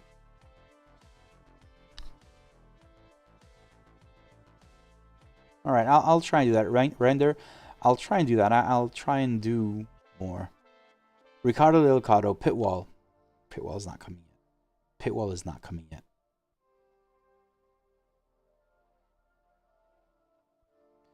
So the Pitwall, here's the thing with the Pitwall. I'm not happy with it. Not at all. The Pitwall that I have is a new version. Absolutely not happy with it. What I want to do with the Pitwall, and it does take some time. Like right now, you guys have the Pitwall, right? And it works, and it's great. So it's fine. The next version, the next iteration of the Pitwall will be a big update. And it will be a big update in every aspect. So I can tell you right now, because this is what it's going to be like, but it's just not ready yet. So the Pitwall will have the overall screen, the one you're used to looking at, the one you have, but it will be another at least 3 screens. It's changing how it's working, like the functionality. Let me organize these thoughts a bit, because I'm just shooting out words that are not making any sense. So the Pitwall will have multiple screens. First screen will be the overall screen, like the screen overall features of the race. And then those features will be broken down into more focused screens. So there will be a screen with just the map and, you know, the circular diagram.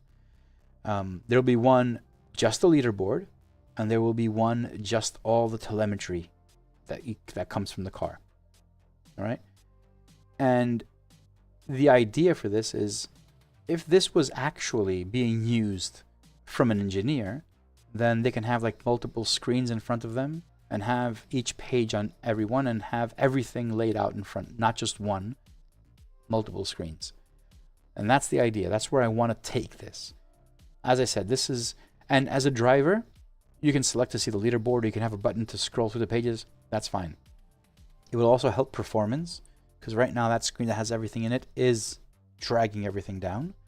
So it'll help performance. And one thing that's changing, will be changing as well, is how you go from class to overall.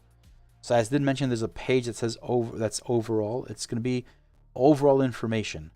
So what you have now is what I consider the overall information of the Pitwall. The information in that page, though, can be class only or entire leaderboard, or whatever you want to call it. That will have a new feature that's coming to the plugin, where you can swap between these two.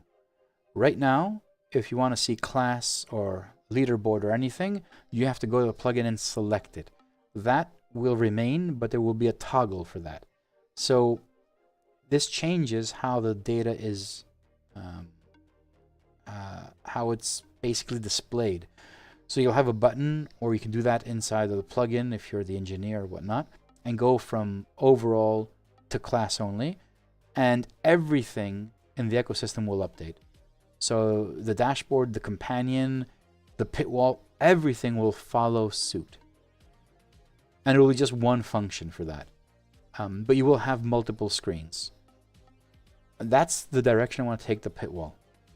Increase performance, move a lot of the features and functions into the plugin, and have that swap between the overall leaderboard and the class-only leaderboard with a button function that changes the content, not the screens. Because currently, if you're using the pit wall, it has two pages. One page is overall leaderboard, and the other one is class-only leaderboard. And those are two different pages, and it doesn't really make sense. The content should change, not the layout. So now I'm having two identical pages on the pit wall with different content. I want to have different pages, layouts, and the content will just change with one function. That's where it's going.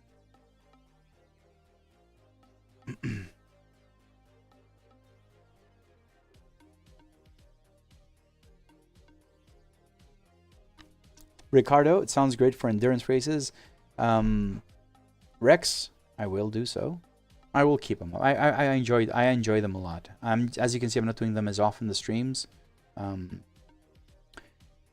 but I'll try. As far as Ricardo, that sounds great for endurance races. Yes, and there's also one more product that I'm working on that will change that aspect of sim racing. I can't say much more because, again, it's another... there's so many things I'm working on I can't talk about. Not because I don't want to, but because they don't exist yet. Right? Adam, quick question. Don't have to answer, but what is and the meaning of the tattoo on your arm? Oh.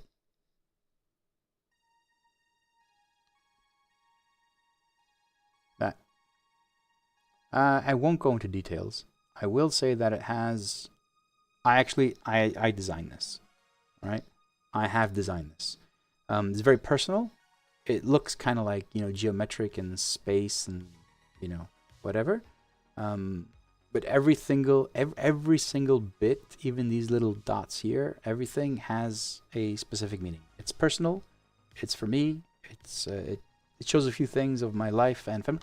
It is, when I got this tattoo, the tattoo artist that did it for me told me that, he thought it's like, oh, it's a great tattoo, it looks great, whatever, what's the meaning? And I did explain every single bit of it. And the guy's like, you really? Then tell you. I won't do it on stream. I'm not hiding it, it's there. But as I said, every single bit of it has a specific meaning. And it's very personal. And I love it. And I have not regretted it at all. Don't have any other tattoos, just that one. And I wanted to have it in a place where I see it every single day. So it's there. There's no way you can miss this. It's always in front of me. That's how important it is to me. Stream went offline. What did you guys miss?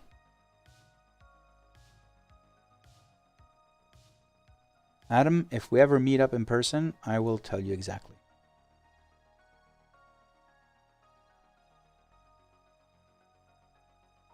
Retro, where did the stream cut off? Did you? I mean, I didn't talk about the tattoo. I just said it's a very personal design that I made myself, and I won't talk about it. I won't explain it because it's personal. But I hope you guys saw that bit. All right, so let me just show you really quick what's going on with the new update, which it's not going to be.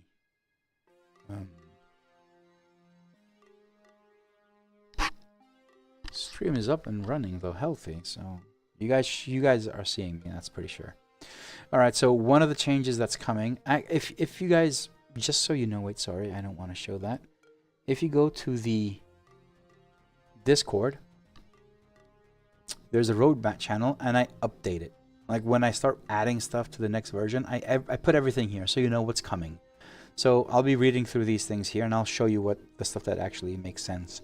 So for the plugin, for the lovely overlay, someone mentioned in the lovely overlay, there is, let me pull it up for you guys. Pull up the lovely overlay. So here's the overlay, and let me run a replay. So someone pointed something out, and this is one of the random things. It's like simple, but someone pointed out that you can see the standings here.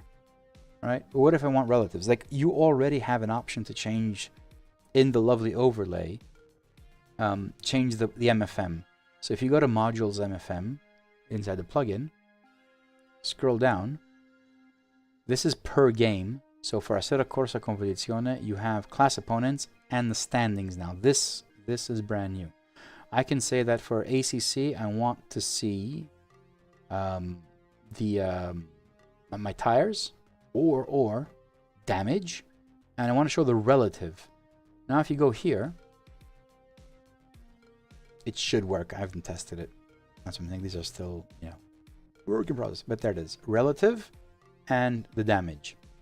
So you can set per sim, if you're using the lovely overlay, you can set what people see. You can't change this thing over here. You can't change the session because there's nothing to change, but you can select per sim what information will be there. So if I reload, that should also change. There it is.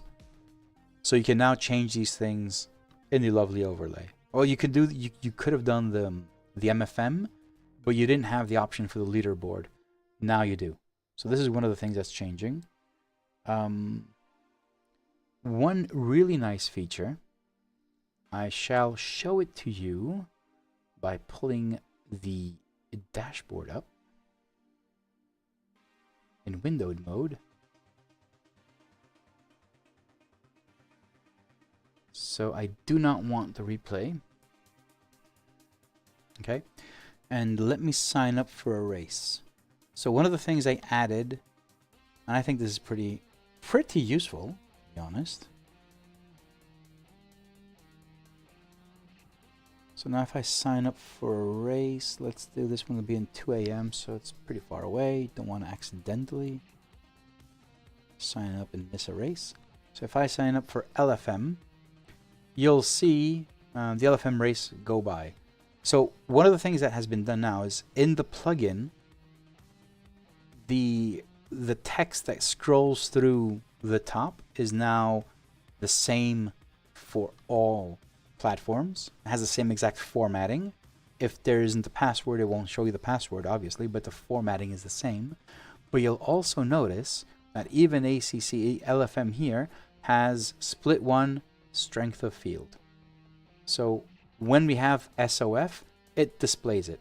And it displays the strength of field for your split, which was kind of hard to do, but I did it. And I'll show it to you.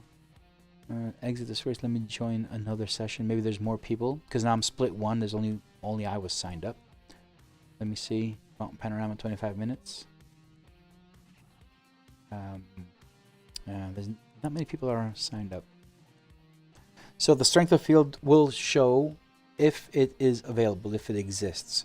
And I think it's a really good addition. Like yesterday when I went for Mount Panorama, I saw the strength of field. I knew where I was getting into. So I knew I was going to be strong in that split. And it's pretty cool. I like it. It's a nice feature. There's also one more thing that has been added. There's a limit, a 5-minute limit to this information. So once the lobby opens, there's a timer that goes, you know, it goes red and then it says lobby is open in the top left corner of the dashboard.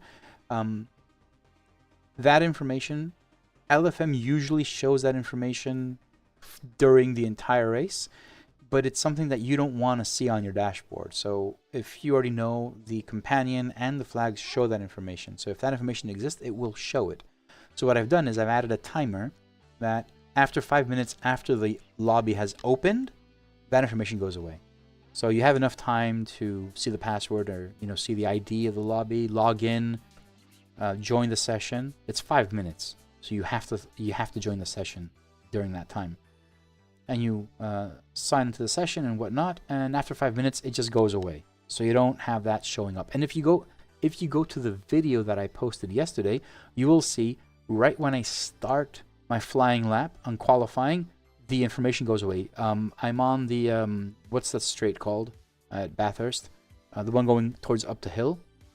I'm not whatever it's called, and you can see that as I'm going up, the information just goes away. So it's 5 minutes after the lobby opened, the information just disappeared. It's just something to clear up the UI. I don't want to have too much information when it's not relevant. And yeah, as I said, the consistent information. And I also made some tweaks to the session info, the timer versus, lapped race versus timed race. So that thing's being developed. It's just got a lot of stuff there that needs to be fixed. iRacing loss have an overlay in the future. Is it therefore easier to get data from iRacing from the dashboard, or will this not change anything? iRacing will also have an overlay. No, we get the information directly from the game, Christian. So if iRacing shares the telemetry, we will have it. It has nothing to do with if they have an overlay or not. If they decide to share the information, we will have the information. It's as simple as that. And right now, we don't have all the information. Retro, you spotted the chat, huh? Yeah.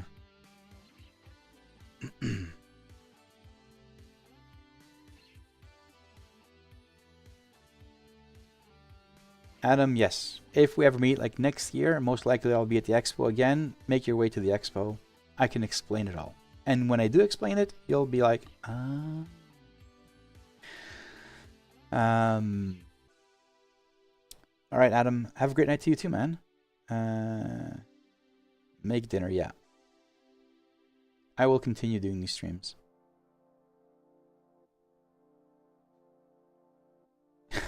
Telemetry for iRacing, it's kind of like a joke. They will do it. They will do it. And here's the thing. In the plugin, I have 4 platforms. So there's SimGrid, LFM, Racecraft, and Pitskill. We spent a couple of days trying to get iRacing in there. It cannot be done. I'm on their developer forum. I messaged them. We got replies, responses. What we need is a way to connect, like SimGrid. So SimGrid is really simple. They have an API. We have a token inside our plugin that is unique to the lovely dashboard. We're using that token, so when you click on the button, it connects your SimGrid Discord account with your lovely dashboard Discord account, puts them together, and it shows you your race. Simple as that. If you used it, you know. You don't even need to log in. As long as you're logged into Discord and you have a SimGrid account, it will just automatically connect these two if you push the button. For iRacing, we want a way to log in to your iRacing account, and there is no way. There's no secure way to do that. It's just that old. And there's a promise of an OAuth 2 method where we can actually hit a button and you can log in, similar to how you log into Discord in the lovely plugin. That's OAuth 2, basically. That's the protocol. So you click on it, it opens a window, you authorize, and come back, and you're logged in. Similarly, iRacing has promised they're coming out with that. But here's the huge but with 1T, not 2 T's, 1T. If you look at the threads on when that was promised, it's over a year ago. So I cannot promise anything. Hopefully. Hopefully.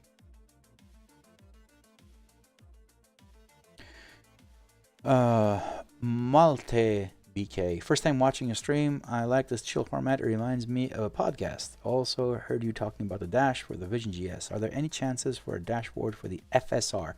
No. No, because it doesn't. There's no dash editor.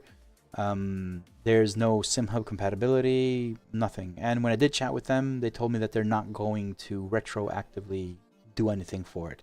So I think if they're looking at forward to new devices and SimHub compatibility. Well, not SimHub compatibility. No. So yeah, as far as I know, no. The answer is no.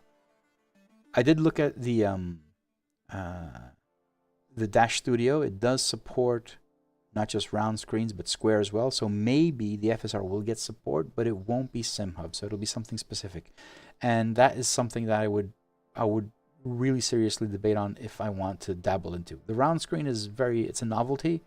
I want to look into it. There is a project that I'm working on that will require round dash. So it's probably something that I want to do anyway. So just testing the Moza stuff before I go in deeper into that area, that wooded area basically, which is kind of like still unknown, but I want to do something. And creating a lovely dashboard for the FSR within their Dash Studio is not something that would be appealing. It's very limited, extremely limited. So yeah, I'm not sure I would do that. Kurt says, I will make it to the Expo next year to meet up with all you gents. Yeah, the Expo was amazing. Hopefully I will be there next year. Hopefully I will be. The plan is that I will be again. I think it was very successful in general.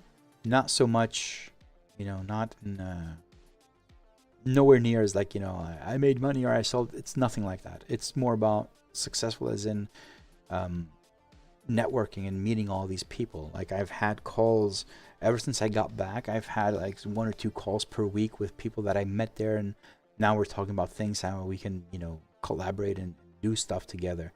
That's why I'm saying there's a lot of stuff that right now that are moving, but there's nothing I can talk about because nothing has been like decided or what we're doing. So yeah, the Expo is amazing. It's an amazing experience. iRacing multi-core optimization. Rain isn't easy though. Rain isn't easy. OAuth shouldn't be hard though. Like, yes, I understand, but OAuth is something that everyone is doing. Whereas Rain is, I get it, right? Anyway.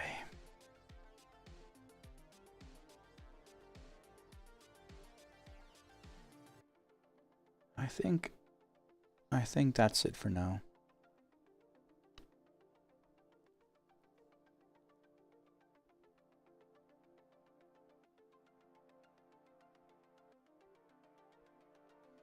HashCloud on Discord is synced. If he's waiting for his membership to sync up, it has been synced up. All right, let's call it a stream. Yeah, I'm tired too. Oh, yeah, Daz. And if you have an option to go to Austin, just go to Austin. Obviously, that's a no-brainer. Definitely. All right, guys. Before I go, I always do this. So I always go here. I have issues, big issues, with Ko-fi. I can't get my latest gold members, all of them. Let me just try once more. But I don't have all of the gold members, which kind of sucks really bad.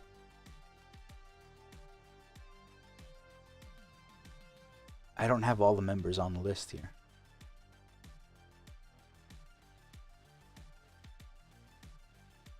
Let me see if it's going to do it now. If it does it. No, it's not. So, sorry guys, but it's going to have to be...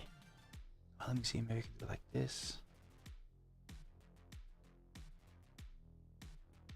Wow. There are a lot of gold members. Holy shit. I cannot believe it. Alright, I'm gonna read them from up here. Give me a second. Let me load it up because I don't want to miss anyone. It's important that I thank you for your support. So let me get this. All right, let me go for it. I'll need to read your. I'm gonna read out your usernames because I don't have the full names. So please excuse me. But here it goes. So we got. I'm going. Oh wait.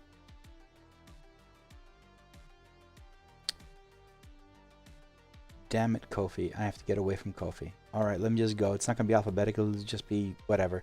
So Daniel Newman, Graham, Techley Sim Racing, William, Jason Rivera, RR, Robert Roble, I guess, Magna GT, that's Chris Rollins, Cody Runsfast, Sean Reed, Anthony H, Mike, 50, Tobias Hoth, Rito, Dan Westerman, Augustin Martin, Sim Racer 919 from Team PSR, Printed Sim Racing. We got Mark, JJG, Peregrine, Chesterboy, Enrique Castillo, Mark, Patty Falconer, Kieran Lowe, Beej, that's Brandon Hunnell, if I remember the name, James Lovell, Alex Luce, Retro Coffin, Yuan Rodriguez, I remember you, man, Cloudtaz, She, Pon2K2, Michael Murphy, Forest Motorsport, Ralph Upraus, Not Quality Content, Dean K, Lance Campbell, Trevor Bailey, Audi Peter, Lucas De Dug, Matteo Giacardi, Lone, Cameron King, Hat-Trick, Real ST, Benjamin Mersch, Jonathan Walker, Adam Gray, Slane, Nuke Hook, Rodrigo Diaz, Thoughtgood, Ryan Slater, that is, Ryan, Paul Bear, Jeff Fleischman, Magic, Mark Kavanaugh, Mark Worthington, Carp Racing, Thomas Sports, John Hicks, Justin Wilde Hilde, Gillespie 53, Brian Rapp, IMCS, Jeff King, Adam B, Jake DeGrand, JP Collier, Tong Andy Nicolau, Bravo 1C, Sam Oliver, Vertality, Jarek or Herrick or Yerrick, A Better Hammer, Webby, Andy Brewer, Mahmoud Atia, Michael Nunez, Ray Cern, Snow, 14 Smoker Rules, nice username, Zach, John Paolo, AJDG, Istvan Barcy, C. Parter, Olivier Flash, Bruno Silva, Paul, WHK and Co., Rob Edwards, Bad Brad, JJ Burma, Murat Juven, Harry 1704, Matthias, Ray Hess, Pint Size Geezer, nice, Sean Russell, Tucker, Marcel Randall, Brussel, Pole Position Sim Racing, Ricky Garner, and Justice. All those were the gold members, and I thank you very much. And I appreciate your support going over and above and becoming a gold member. I also appreciate every one of you, all 2,000 members. And we're more than 2,000 actually, way more than 2,000 now. So the community is growing a lot, and I'll try and give back to you as much as I can. First thing I'm going to do is that giveaway for the 2,000 members, which will be, just a reminder, the S20 in a special edition, special limited edition for this giveaway specifically. One will be given away and the other 9 will be sold to support Jamie as well, that makes these amazing devices. And that is pretty much where I stand with everything.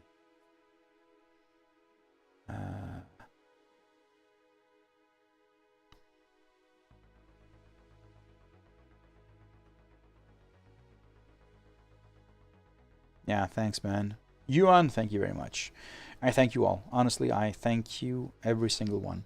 So, calling it a night. Thank you very much for joining me. I will see you guys possibly next week. I'll see what the stream will be about. Maybe I'll do some racing next week. Maybe I'll dabble in that area again. But I will do some stream. So, thank you for joining me. Have a great day, good evening, good morning, wherever you are in the world. I will see you guys again next week. Bye.